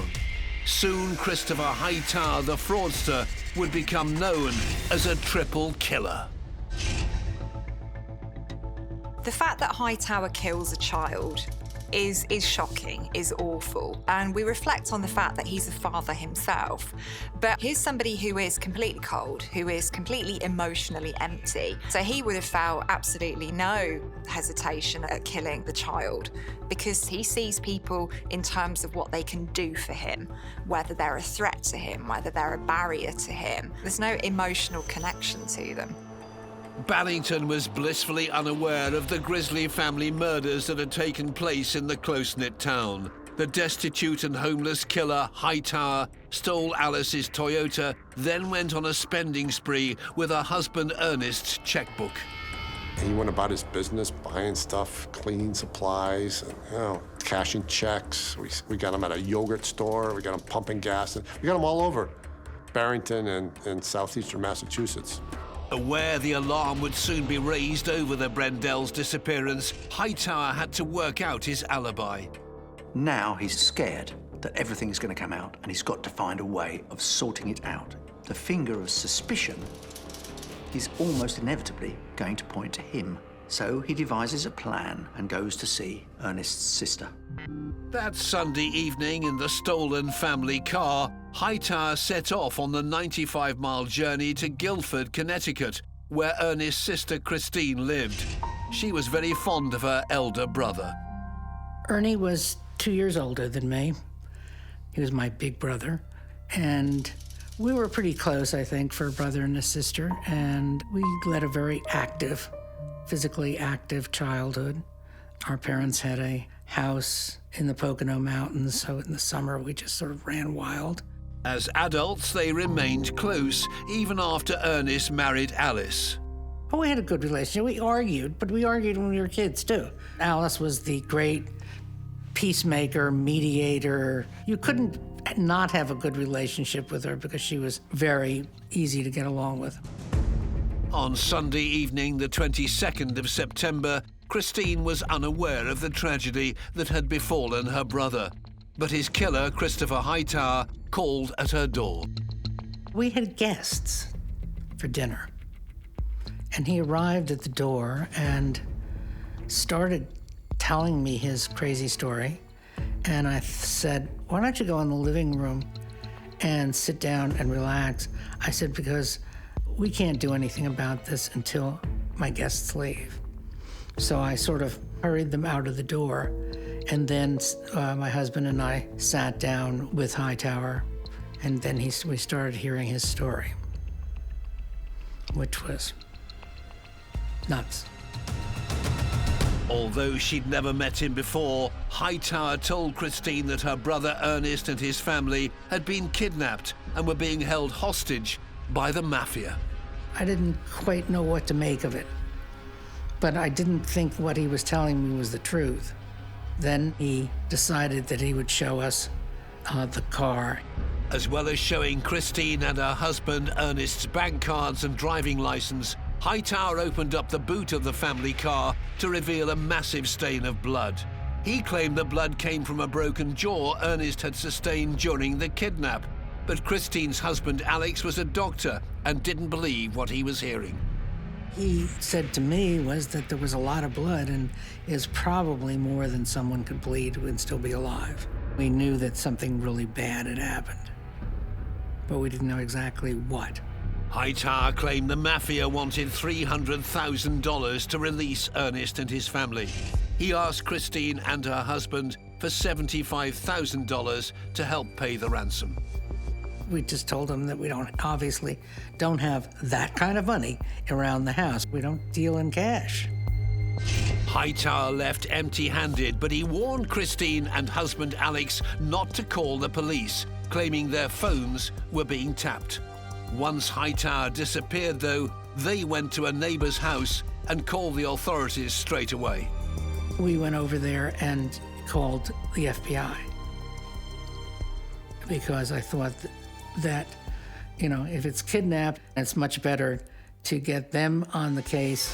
The FBI alerted the local Barrington police, who conducted a thorough search of the Brendells' family home. We forcibly entered the house. The one thing that I noticed right off the top is there were no cords to the telephones. It wasn't connected to anything, and the cords were going. So that raised my suspicion a little bit. And when we go out to the garage, the southwest window of the garage looked like somebody forcibly entered through there. Although there was no obvious evidence of a murder scene, the police were concerned about the missing family of 3. The only potential link to their whereabouts was Christopher Hightower, who Christine had reported driving the family's Toyota. For Barrington's chief of police, Charles Brule, Hightower had to be brought in for questioning. I advised the dispatcher to put a broadcast out on the motor vehicle we were looking for, and one of the officers on patrol who was in the Barrington Shopping Center saw the vehicle exiting, stopped the vehicle, and at that point we took the individual into custody. Once in custody, Hightower feigned concern about the Brendells' whereabouts. He also told the police that they'd been kidnapped by the mafia. Meanwhile, the family's Toyota that he'd been driving was searched. Based on the search warrant, we found an empty bag of lime, blood splatters and stains inside the car, and in the trunk there was a crossbow.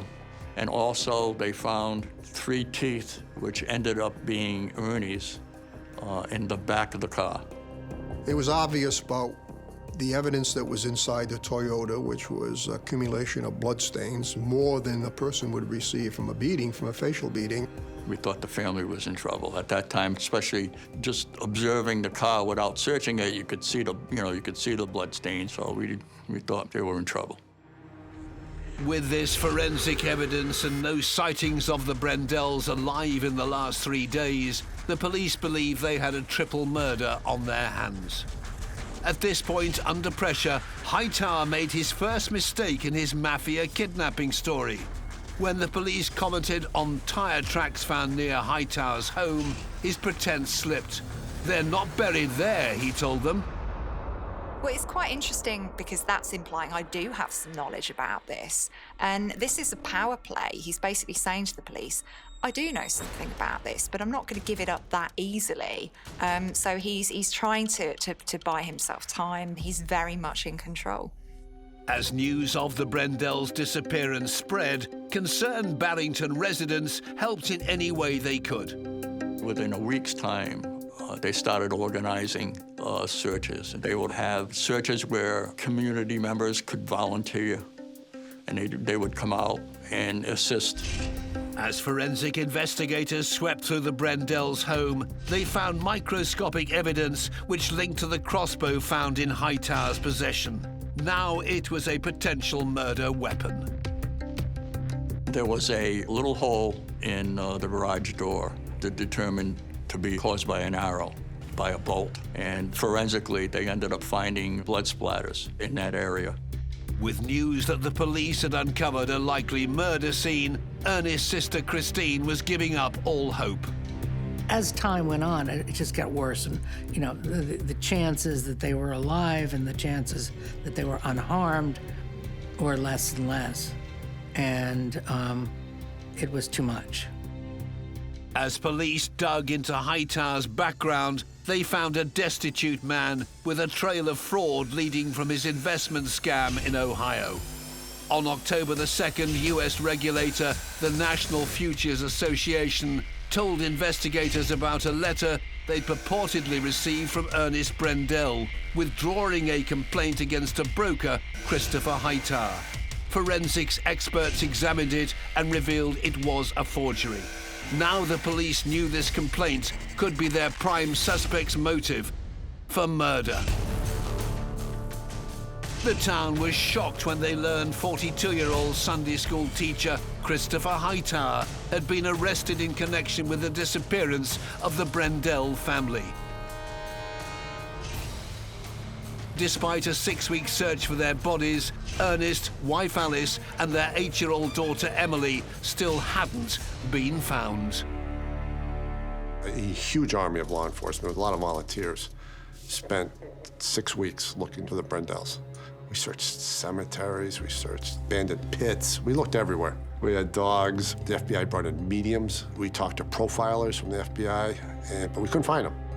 On the 7th of November, a Barrington resident was out walking in remote woodland next to one of the town's schools when she made a sinister discovery.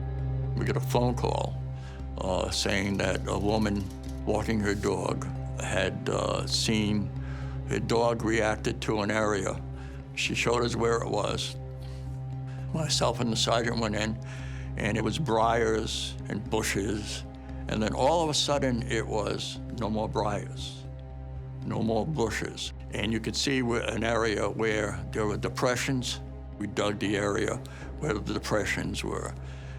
One depression revealed Ernie's knee, and the second depression revealed Alice's knee. And that's when we stopped and called the forensics. As a Barrington resident, it was the discovery even Detective Gary Palumbo was dreading.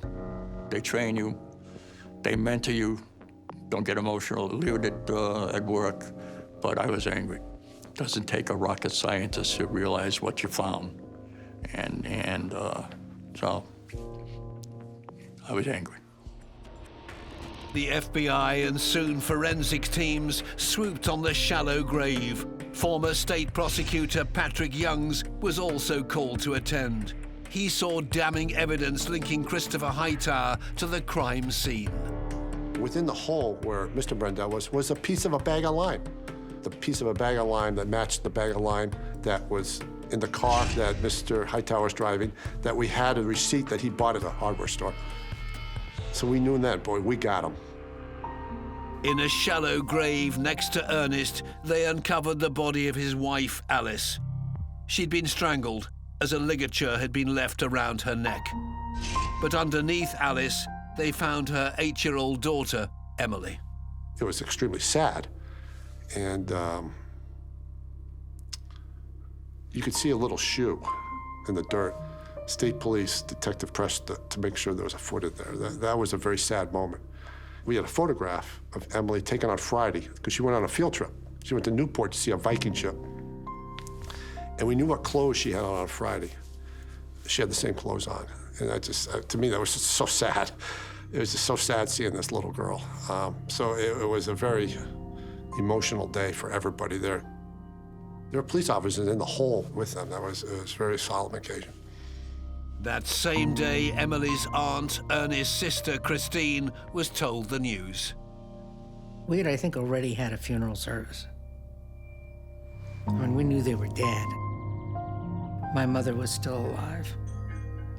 And Ernie was the absolute apple of her eye. But she was in the early stages of dementia. And she said things like, "Where's your brother?" Or, he hasn't come to visit me recently. I'd say, "Mom, he's dead." It was very difficult.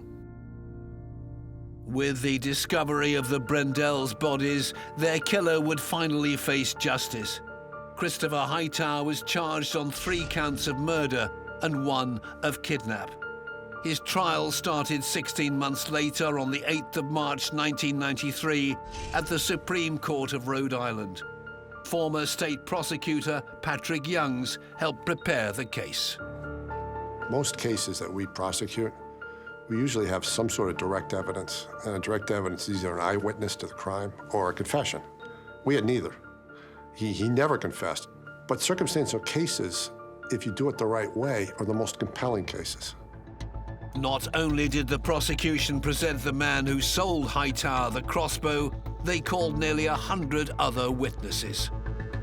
We could trace his receipts. And we had witnesses that saw him around town. He bought muriatic acid to clean the floor of the horse barn.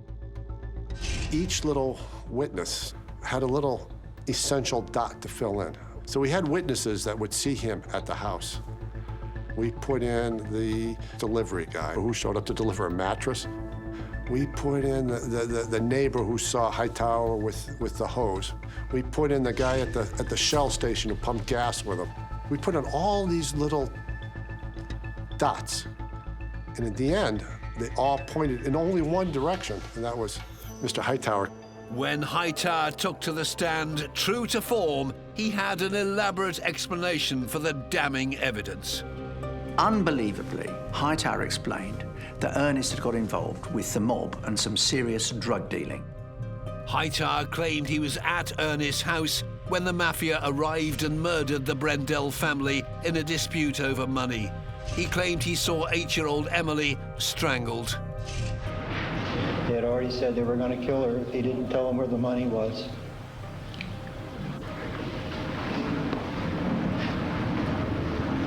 I couldn't believe it. It was impossible. You don't kill a child. Then Hightower claimed he was threatened himself. Sometime during the evening, a pillowcase or something was placed over my head. I was taken out to one of the cars. He then said he was forced to dig the Brendels' graves, otherwise his own family would be killed. I picked up the shovel and I started digging, and I begged him, please, I'll do whatever you want, just leave him alone. Complete lies. There is no doubt whatever. Mr. Hightower claimed, I didn't do it. The mafia did it. These drug dealers did it. So he got on the stand and said, I'm innocent. I didn't kill anyone. Who did? The people that were with Mr. Brendel. State Attorney Michael Stone tore into Hightower's claims on behalf of the prosecution. I think he thought by testifying that he was going to convince the jury that he actually had nothing to do with these murders. I think he's the type of person who believes his own lie. Michael's pivotal moment in making his case was by proving beyond doubt that Christopher Hightower was a pathological liar. In court, he produced the transcripts Hightower had falsified to get into Wright State University 11 years previously.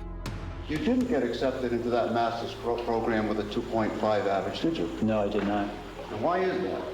Because I had contacted an individual at University of Rhode Island and obtained a forged transcript.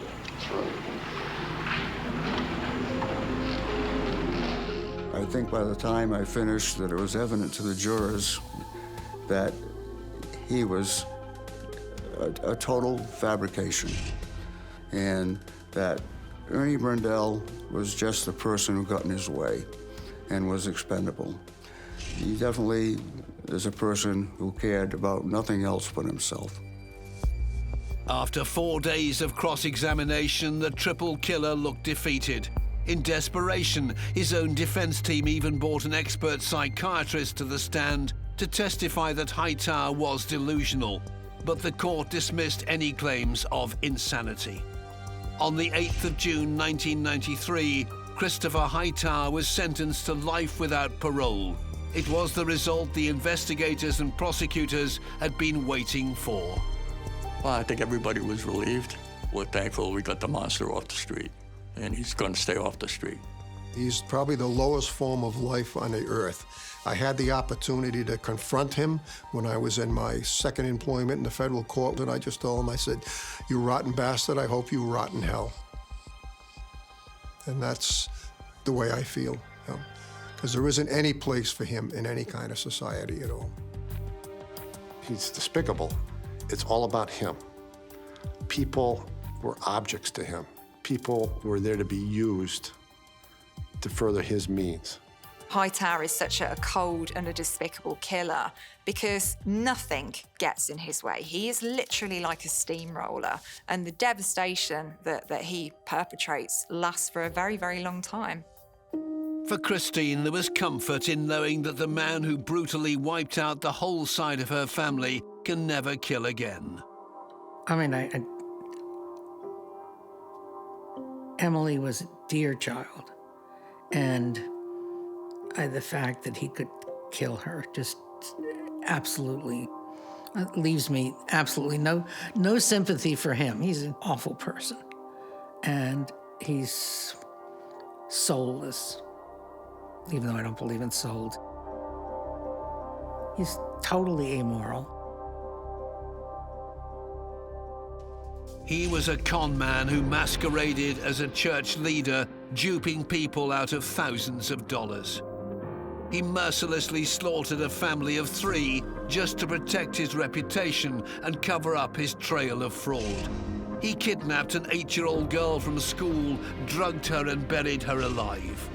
That's what makes Christopher Hightower one of the world's most evil killers.